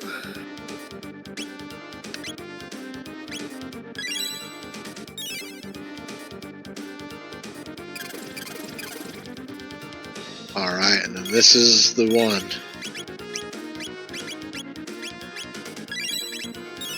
Yep, here we go. This is what it's all for. To hopefully make it through this fight without a lot of hassle, without a lot of time lost, and we do enough to push through that. Schwantz pushing hard in this Terra Mutant fight. It's a tough fight. We talked about it earlier when we were... It's a tough place to be at. This is a rough one, especially with his party. It looks like he is through it now, so that's good. But Terra Mutant is pretty much only vulnerable to magical damage, and is, you know, not the most magical of lineups. Nate hits the first of two Scouter skips, nice. And nails the second one as well. Heading into the Twin Golem spot. Yep. Twin Golem spot, still scary at times. Can be quite a problem. Yeah, Nate is pretty strong, but you know, we don't know what's there. It could be a lot of things. You know, the good news is if it's Dalton, this dropkick is a great setup to deal with him. I hope it's not golems. Golems are, ironically, one of the worst things that you can fight here. They can be quite difficult. Oh, well, I guess you got your wish. We're going old school. All right. Before the days of Boss Rando. Yes. Okay, we do have Fire Whirl. Okay. This fight used to shape our entire team configs. We built our teams around this fight being here. As Nate starts hammering away with strong dual to elemental dual attacks, that way he's not going to have to deal with two burps at once. And Schwantz sprints through Magus's castle. Yep, and you know, since these are golem bosses, of course, so Nate will be okay. I think Nate just doesn't have as much full screen damage as he does single target. So I think it makes sense to just, you know, blaze kick one, drop kick the other, whichever. Well, we've gotta hopefully Nate didn't find out that he's not gonna get flare when he checked earlier. Yes. Because hopefully we're gonna see flare, and that'll give us frog flare. which even if Frog's health is full, gives us 1.5 times flare damage, which puts flare up where it needs to be, like, for some of these endgame fights. But you're right, like, it's kind of wild we've come all this way, and she's just missing that one tool to stack up fully in these fights. As we head into our end boss gauntlet with Lavos 1. Yep. And TheShwantz runs through the guillotine room to start DKC 1. Yep. As well.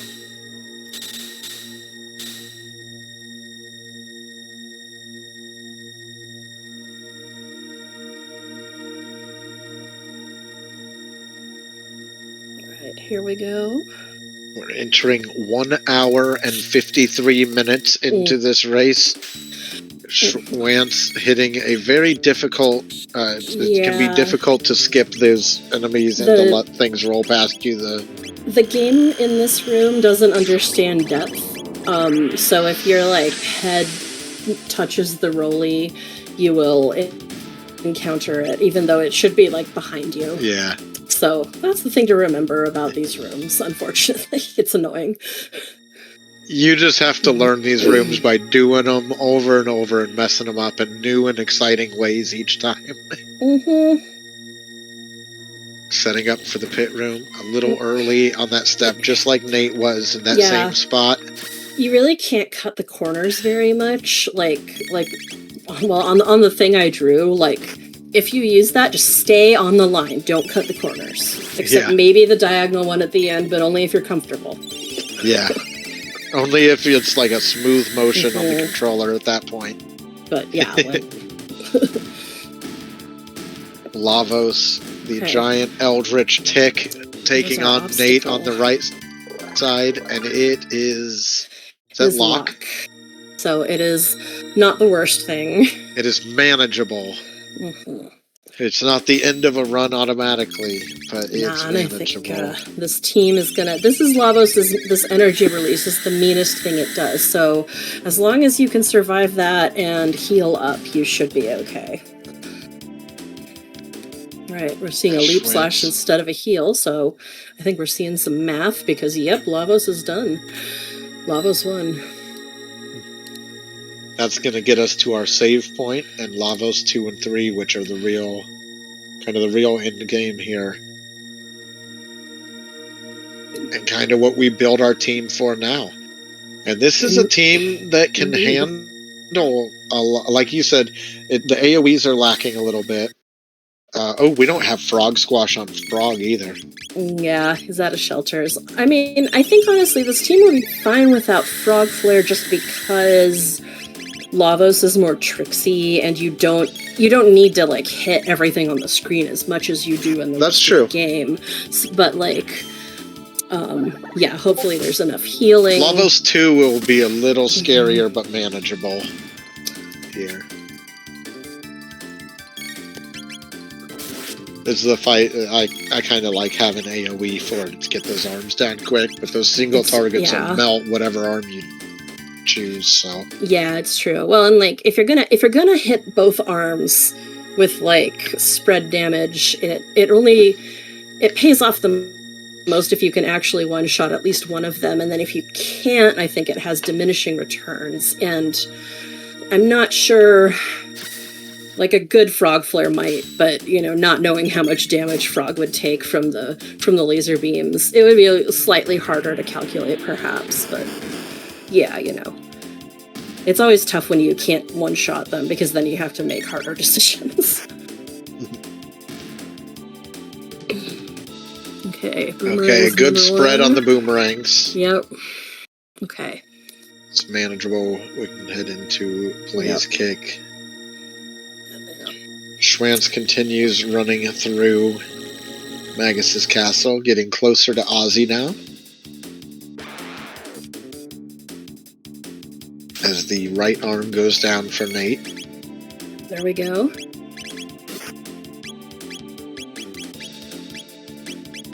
Making sure you're healthy enough before you kill this other arm is another part of this game.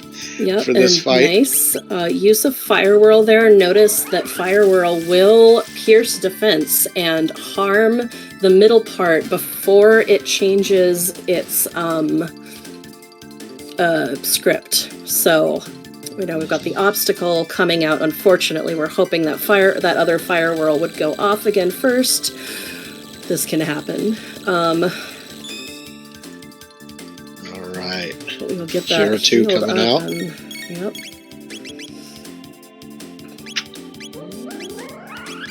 Yep. Needing to cure the status effects is a bit of a slowdown. Hopefully not too much though. I think depending on how much status gear you find, a lot of players will just gamble, myself included.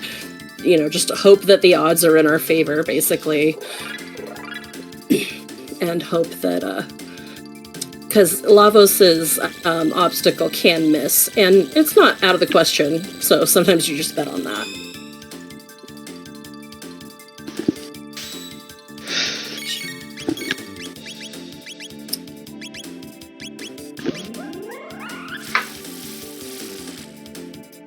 There we go. There goes Lavos 2. Nate is going to be looking for a menu glitch here to heal up. No shelters, no problem. Since shelters, we wouldn't be able to use them very well here anyway. But we should have, hopefully, all the healing items and everything we need. Start phase 3 off strong. And TheShwantz is heading into the Aussie fight here in just a second. Nate, a veteran of Jets of Time at this point, having played in several tournaments, placing well in many of them, just showing how this game can go. I mean, this has been a very tight race, except for a few decisions that kind of happened in the middle. But throughout the whole middle, or like up until that point, everything was so close. And then Rando is going to Rando sometimes. And all you can do is play your hardest and take the chances you think are worth taking. And we're pretty late on the clock on this seed. That just shows how challenging the seed was between difficult early game team resources to difficult key item decisions. Like early future is always something that is a challenge. Absolutely. And everybody managed it well. It's just tough. Yeah, hitting the 2-hour mark here. Nate in Lavos 3 and TheShwantz fighting Aussie just before Magus here. Nate taking out that center bit with a single target dual attack to make sure that no counter attack, and to get that defense off the first time. Before it uses spell. Yeah, that's the hardest hitting part. Yeah, you don't generally want to let that middle bit hit you. Like, just don't let it hit you. Well, I mean, if you've got status protection, you could probably let it do spell, but it's just safer to get it gone as quickly as possible. In my opinion, there are certainly times for left bit strats or multi-bit. That's my favorite. Yeah, I like multi-bit. We're at about 8.5k damage on Nate's screen here, if I'm correct. Yep. There are a lot of haste-based accessories and speed tabs about in this seed, so we've definitely got a lot of damage coming out pretty quickly. That center bit coming back up. The defense stays down for a little bit here, though. So this is still a chance to hammer away. We're sitting at about 12k damage on Nate's side as TheShwantz heads into the Robo-Magus fight. Yep. Nate is going to go ahead and use Fire Whirl here to do damage on both the center and left bit, and right bit, sorry, because the left bit is over there. Now we could probably drop kick left bit if we wanted and kill it. Lavos is getting slappy, which does a lot of damage, but it also means it's not going into a time warp, at least right away. Yeah. So, like, you know, the good and the bad. We're going to avoid Grandstone for now. Yep. Once you take out the center bit and force Lavos to do active light, the center bit's AI will reset, or it's not really AI, but it's script. So even if you're like still sitting there on the Millennial Fair background, for example, it's not going to just immediately come back and spell. It has to start over and time warp, and then it can do a move again. So honestly, getting that first active life is the big part of this fight, because after that, like, you're on the offensive and they're on the defensive. Yeah, Nate is playing this out safe. He wants to get Fire Whirls, but Lavos keeps targeting Luca. Yeah. And he's going to take a Blaze Kick instead to just get rid of the center bit that's causing him so much trouble. It's like, stop this nonsense right now. Yeah.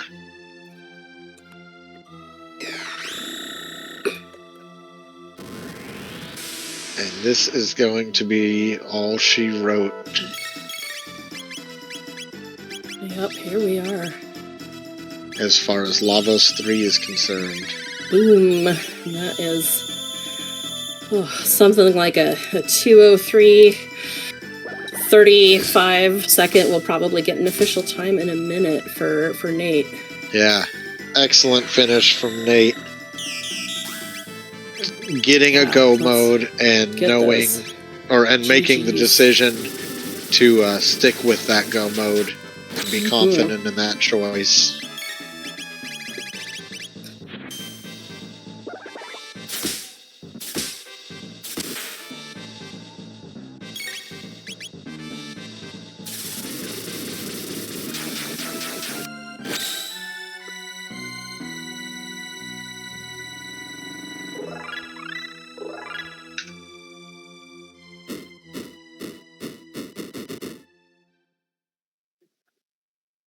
And I'm sure we will get Nate in here in a minute.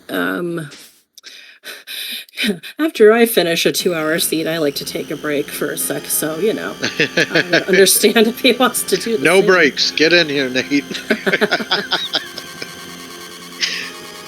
Schwantz finishing off Robo Magus and turning him back into regular Magus before before dancing and leaving through the portal. Mm-hmm.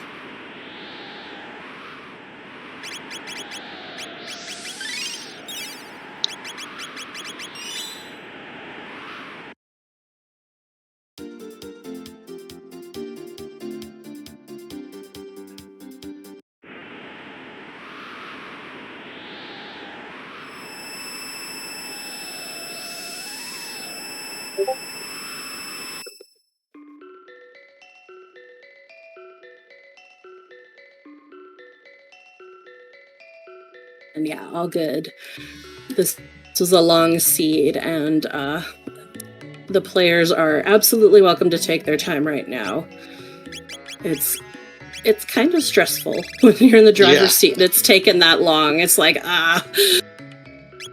Yeah, because you're kind of watching that chat and just waiting. Like, usually that whole end-game boss gauntlet, you're, like, watching the thing, waiting for it to come up and say, they said finished with this time. Yeah, or, like, try not to looking anyway. Yeah. Cry.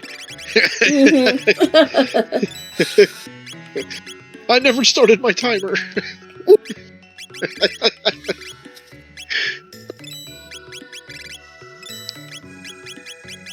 But both of our runners handling really difficult fights. I mean, Schwantz had that bridge fight at the start that so many people would have fallen to, or would have not been able to see the end of the fight, would have had to give up halfway through and come back later.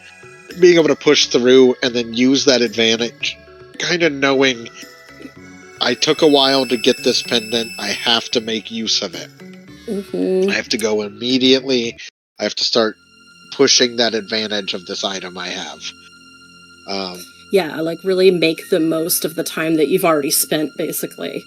Yeah, he without either of them kind of knowing it, he was putting a lot of pressure on Nate about moving fast and making decisions quick. And neither of them, you didn't really see a lot of them like sitting on the world map or running in circles on a map trying to figure out where to go next.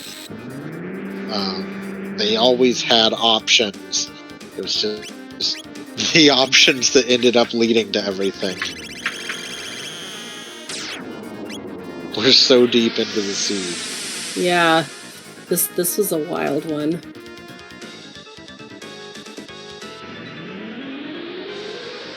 Jikagaya in the throne room.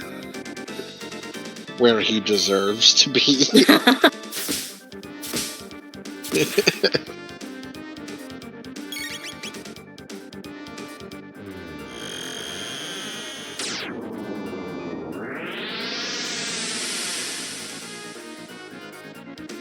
Yeah, from a viewing perspective, this is absolutely like one of the best seeds you could ask for. From the runner's perspective, probably less so. Yeah, I would say so. The jerky on the prism welcome, shard. Yeah, oh my god. Oh, so GG. Thank you. I'm sure you're tired. A little bit, but you know, it was still a lot of fun. I'm not gonna lie. That's good to hear. Yeah, tell us about that, because we definitely noticed the lack of power in the beginning of this seed. It was very, very limited in terms of party power. Yeah, and I was feeling that too. Just having to rely on Chrono with his Cyclone was not fun at all, and it was really lacking, and that was what made my decision to go into Factory kind of early. Makes sense. Just to see if I could find some goodies like hidden behind there, and I was dreading it the whole time. I was not in the mood to go in there, but it was just one of those things where it was like, I mean, a better tech list does sound pretty swell right now. Yeah, no, I think unlocking magic at that point might have been the call. Gosh, I'm trying to remember where did we finally see the gate key, because Schwantz did find it eventually. Gosh, Schwantz found it on... Was that Moonstone? No, Moonstone was like... Was it Woe? Maybe it was Woe, I don't... Yeah, but it was kind of buried, yeah. So, you know. Yeah. Thanks. Now, yeah, there were a couple moments that I kind of wanted to ask you about. So there was a moment where you checked Prism Shard, but you had been sitting on Prism Shard for quite a while, and I think actually both of you runners had been kind of sitting on Prism Shard for just a little bit. So it was interesting when you went in to check it and it was jerky. You were like, nope, I'll come back later if I have to. It was funny because we'd been like, man, what's on the Prism Shard for, 20 minutes or whatever. And it's like, oh, well, nothing good, never mind. But, no, actually, I think Schwantz may have picked up the Moonstone first, but I don't quite remember. But that all fell into place for him. But, he has ended up in Magus' Castle Go mode as well. I think it was, yeah. Yeah, Yep. So he did Sun Palace before you. He went to Bridge before back of Cathedral. And while he spent quite a while on that boss, he did make it through. And then pushed that advantage to keep up with you a little ahead of you, all the way to the future and through part of the future. Yeah, it's a really interesting... It was a really good race. We as viewers didn't even know where, we haven't puzzled out where most of the Go mode items are until the last half an hour or so, maybe. It's been a minute, so yeah. It was so open and all the like dead items were just like right there. So we're like, where's Gomo? I don't know, man. Like, so yeah. To give you an idea, Schwantz had desert left, which was accessible once you got Robo after fixing the sword. And Geno Dome. And Geno. Those were the two places. Yeah, and one of them was Ruby is the Knife. Chrono Trigger. Yeah. Yeah. So that brings me to kind of the biggest question for you, and I know the answer, but I want to hear it from you. What, when you got that second or that final piece of Magus Castle Go mode, did you just kind of know, like, I'm going Magus Castle? It's an hour 40 into the seed. 100%. Yeah, I knew it. And you're confident in that Go mode. Yeah, we talked about it a little bit, but like, I think based on what we knew, it would have been possible for you to like do 2 checks and get a faster Go mode, except like you would have had to guess really, really well. So yeah, like probably just taking the one you got was the play. Like, yeah. Was there any? Oh, go ahead. Yeah, I wasn't feeling confident in the other Go modes just due to the fact that I still needed 2 other pieces, and you just have to go with the one that you see first, and it's like, okay, I just want to like finish this because I have a feeling that if I'm trying to find like Tyranno or Black Omen, that it's just going to be behind something really, really lame. Yeah. That like Geno Dome was just not in the cards at the time because you would have had to do Woe or Geno for sure. So not both, but one of them. Well, maybe both. I guess we don't know. We don't know it because we don't know which is on Desert and which is on Geno. We just know that that's the last 2 things out there. So yeah, that's true. Yep, and finding the Go mode at an hour 20 minutes, you're just kind of like, oh, man, I'm stressing out pretty bad right now. No, like when you're racing, you get like mentally fatigued when it's a long seed sometimes, and you're just like, I'm so ready to be done. Like just make it over. There were a couple points where kind of fate was in the Schwantz's side too. Like, for example, I wonder how that mid game would have looked different if that boss at Dragon Tank had been anything other than Golem boss. Like, if it had been anything scary. Yeah. Schwantz was going in with a lot less XP than I think you did. Or less, like, just less power. Fewer techs, you know, and my XP and tech points being independent, you never know, but I think there were fewer techs available, yeah. Yeah, so it would have been tough. It was so whack. Did you ever think about doing Geno? Was there a point?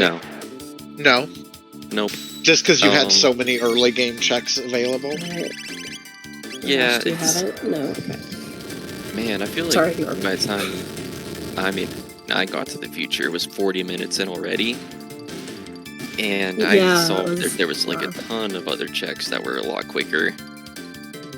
And if it weren't a race, I probably would have considered Geno Dome, but like you were saying earlier, like just stressing out, like, I mean, the whole time I was just like, where's Schwantz at? Like, I felt really far behind. Yeah. And like the whole time.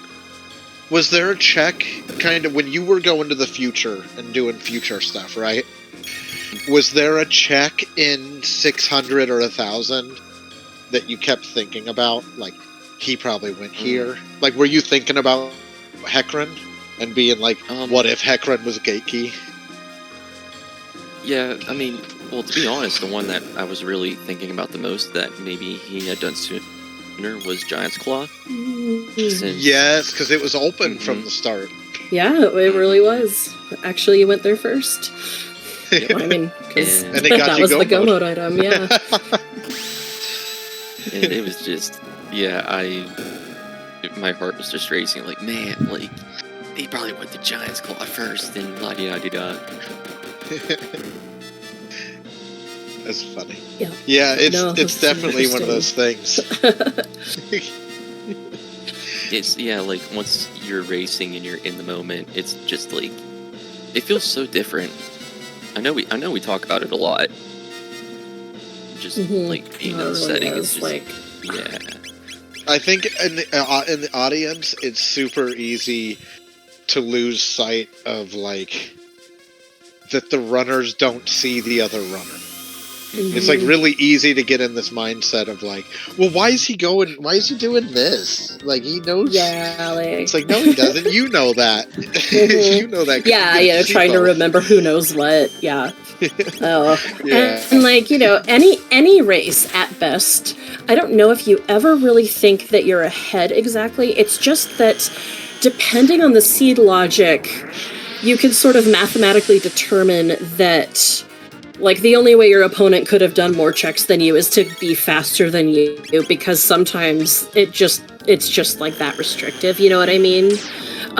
But that's kind of like the best you can do. When it's an open seed like this, you just think that they like found the gate key 30 minutes in, and they're just like happily traipsing their way through Ocean Palace, and you're just sitting here in like frickin' the future, and This almost that's how it like feels.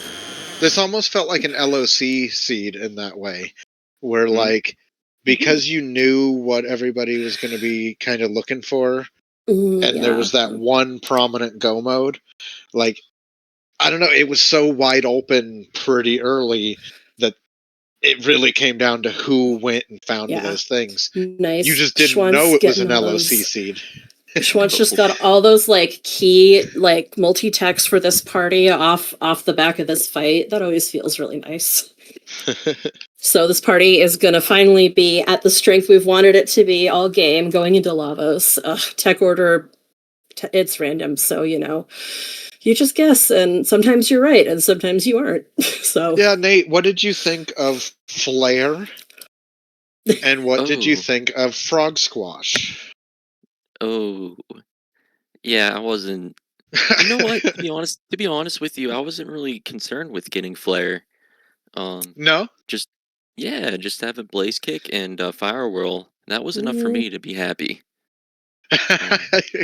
Yeah. I saw you try to Cthulhu Gambit, and then it wasn't working as well as it needed to be with the Fire Whirl and Lavos 3. Yeah. Oh yeah, it's I don't know. It's Lavos 3 was weird. I don't even remember too much about it anymore, to be honest. Because that's what happened.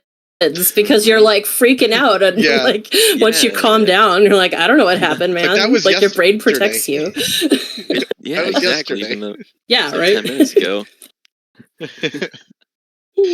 As the Schwantz heads into Lavos 1 and continues hammering away at it. Yep, here we come with that obstacle. I think that Nova armor, I think that was in Magus's castle. So I'm assuming Schwantz has that. I did not put it on if I have it. Oh, well, then like grats to you for not getting hit by that obstacle. And welcome. I think I have a vigil hat on somebody, and I'm going to put an amulet on someone else now. Yeah, I had no idea what to do with my party. I don't know. Did we get a running count in stream? How many times it opened the party change menu? Oh god, I mean, like we'd have to watch it again, but it wasn't just you. This was a tricky seat up front, so I think there was a lot of like guesswork. You had involved. Weird tools at the start. Yeah, before Specchio, Yeah, the pre-Specchio part of this match was pretty savage. Yeah, it was like, well, I remember looking at the timer, and it was like an hour in, and I'm like, no, this feels like half an hour, and it's not their fault. It's just that, sometimes the game doesn't give you the power. Like, yeah. I took that, which felt like 3 eternities fight with Dalton on the bridge, and I was like, all right, I got the pendant early. Let's lean into it, and it didn't matter how early or late you got it, apparently. And I'm guessing I missed Luca in the back of Cathedral as well, based on the commentary. Yeah. Yeah. Oh well. But yeah, sometimes that's how it goes. So we've determined that, well, you may know this too, that the last pieces of Go mode are on Desert and Genodome, but we don't know which one's the trigger and which one's the ruby knife. Yeah, that's kind of gross. Yeah, I mean, like desert, like maybe because once you have the sword, you could go get Robo and do it. But yeah, Geno at the very end of the game, it was kind of an early Geno or nothing play this seed, I think. Yeah, especially because I had already cleared out most of desert when I did my grind fighting, so I could have just walked down and killed the boss and walked back out. I don't know. Would it have saved that much more time over Magus's castle? I'm not quite sure. I mean, it depends how good you are at each one. Yeah, like how consistent you are at both. I you think did there a was pretty a possible good Magus time castle, save, but what he said. Sorry. Yeah. You did a pretty solid Magus castle. I don't think you lost minutes in there. So, yeah. It's really also well executed Magus castle is still a little slow, but it's not. Yeah. God awful. I think it's the coolest dungeon in the game anyway, so sure, if we have to go that way, that's fine. I like playing it, yeah. It's the consideration of how long it takes aside. I love going there. It's a ton of fun. It's my favorite Go mode. I will say it. Yeah. Thank you for I did that to you. I was asking. I was hoping to see my favorite Mega strategy, which is punch him in the face, basically. Yeah, so I was very happy. or kick, but that's just. I don't know how many times I've made Nate do Magus Castle in the last year in races and runs and practices and. Yeah, because of LOC. Yeah. So when you got that Go mode, I was like, I'm pretty sure he's just gonna lock into that. He's really comfortable. Oh yeah, you guessed correctly. Yeah, well, no, and as we discussed, when you got it, Nate, it would have been. Yeah, you theoretically could have gotten Go mode in 2 checks, but at least one of them would have been Wower Geno, and you would have had to correctly choose that one of them would have been Wower Geno because you had a ton open. Yeah, you had 3 or 4 checks open at least. I guess theoretically possible if you were to task this or something, but that seems pointless, right? So yeah. Mount Woe and Genodome. We're just not feeling that today. I'm not gonna lie. Mm-hmm. Yeah, I went to get levels because I'm like, if I get a Go mode really soon, I'm under leveled, and that's why I was fight all the rebels. But of course, that's not what happened. I did 4 other dungeons. The snot out of Lavos, so yeah. yeah, it's all good. We love these numbers. We enter Lavos 3 here.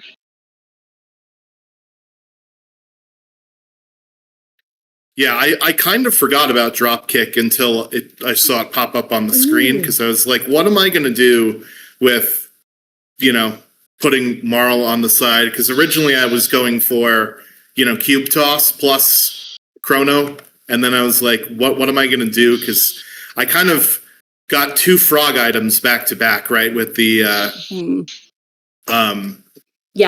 metal and the Grand Leon. So sometimes you play the seed, sometimes the seed plays you, and I felt like the seed was playing me at that point. I was just like, fine, I guess I won't use Marl this seed. I mean, they did just drop you all his stuff into your lap, so I mean, I guess you may as well. Now, TheShwantz, we were talking earlier. I don't want to interrupt too much in your big fight here. But we were talking earlier. You were in one of our new player programs. Is that right? Yeah, that's correct. I was one of the participants in the inaugural Gato Cup. And who was your mentor for that? That's a great question. Who was my mentor? It wasn't me. I was with Beauty, so it wasn't me. Not that it would have been bad, just ruling myself out. Well, I guess it's mostly irrelevant. I was mostly wondering if for some reason, I had it in my head that Nate might have had done some stuff with you, but I might have had that wrong. So that's why I hadn't said anything it wasn't about Nate. it. Okay.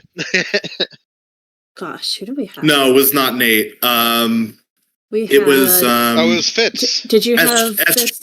It was SJV. Yes. SVJ, St. yeah. Paul Jester. Yes. Yeah. That's who it was. I was just wondering. Yeah. So his style is very much like hey, get a lot of levels and things become easy. So I've done a little bit of that because I've tried it the other way and it's not worked out so well. So I try and imbue his philosophy a little bit in the way I play. So that's why I tend to try and like things like going to Giant's Claw and Mount Woe because they have the rubbles that you could very easily level up on rather quickly, right? So that's sort of why sometimes I make the decisions that I make. And I don't really like Denadoro very much, although it's fine. I don't know why I have this big thing against it. I'm guessing it wasn't anything this seed either. So my vindication is justified, I guess, for the time being. Yeah, sure. Sure. We'll go with that. Yeah, No, it's good to, I think that, especially in a seed like this, when you can't really make a lot of informed decisions about where to go next, like sometimes it works out that way, but sometimes it doesn't. Sometimes it's just like, pretty even odds across the board. It can be good to be thinking about at least, well, if every check is equivalent, I may as well get something else done, like achieve a secondary goal, like get stronger, get some levels, get some gear. If you don't know where you're going. Yeah. I really liked there was a point where you went and did Sun Palace. And when you left Sun Palace, it looked like maybe you thought for just a second to decide where to go next. And you went kind of straight up to Eris and did that. And I thought that was a really good move. I thought that showed that you've practiced and worked with people and stuff. It was knowing to take into account the enormous amount of time it takes to change time periods and just be well, I'm here. Let me run up to Eris. There's big loot in there. There's a key item. It'd be it was a good choice. We love that. GG's. Yeah, that made that fight very easily. As soon as I got up to drop kick, the seed kind of went a lot quicker for me. That Dalton fight took forever in a day, but I'm glad I got through it. I did do a couple of screw ups where I went to the wrong time period for some of the quests that I don't do all that often, like the Moonstone and the Prism Shard, right? I went to the wrong thing to activate the quest here and there, but I tried to, combine routing and things like that, right? That's why I did the Shard and the Moonstone at the same time, even though, it's a little bit more to go to prehistoric, then go all the way to the future, then come all the way back and activate it, then go to a different time period and actually do it, right? And that's if you're doing it correctly, exactly. which I did not. So, but so that little combining efficiency there is something that I also was taught by mentor is get levels and save time when you can. So that's awesome. Gato Cup was really good. I know we had a second one recently. I encourage if anybody is interested in getting involved in the randomizer, it's very easy to find resources and help, right? So people will trip over themselves to help you out and to mentor you. And if you're looking for a way to get, I wouldn't say good because I'm not there yet, but better, then definitely, Gato Cup when it comes around, be sure to sign up for it. Yeah, absolutely. I think you played admirably, and I think both of you played well. I also think both of you should watch the race back because I think there's some things you would catch about how things worked out, how things didn't work out, and just see because there's other seeds that would have played out if different elements of this seed had been different, it would have played out different. There are seeds that would have rewarded your gambles towards like Mount Woe, for example. A lot of seeds will reward that, but there's also seeds that would have hurt both players in different areas. With if harder bosses had rolled, would have been harder. To get through. Yeah, but Dalton in the beginning was good. Dalton in the beginning was pretty annoying, but I at least knew that I had like a mechanism to get through it. I just had to make sure, don't get overzealous and try and take a shortcut. You have to slog this out. It's going to take a while, right? So yeah, and you got through it. That was tough. Well, thank you everybody for everybody that helped, from Restreamers to racers to people in the crowd and in chat. Yep. Thank you so much for coming and hanging out with us. Yeah. And chat keeps us going. Yeah. And they throw out good ideas and good tips and stuff too. You can watch in the replay. And perfect. We're gonna have more. Thank you as well for putting on the show. Right. Can't have the stream without the staff. So thank you for volunteering as well. I said it off stream. I'm going to say it on stream real quick too. I did this so I could bully Nate and guilt trip him into trying to calm my match. So okay. So So we'll see what happens there. But I hope everybody had a good time. There's going to be more action coming up in this event, and be watching have another on the match Discord for night, more matches tomorrow night. I believe so. And then next week has a couple matches as well. I think both of our matches are next week, Lord Batsy. Yeah, I'm playing this coming Monday. So that's awesome. Got that to look forward to. Be watching for more information about when those matches are, and otherwise, we will see you next time. Yep. Good night, everybody.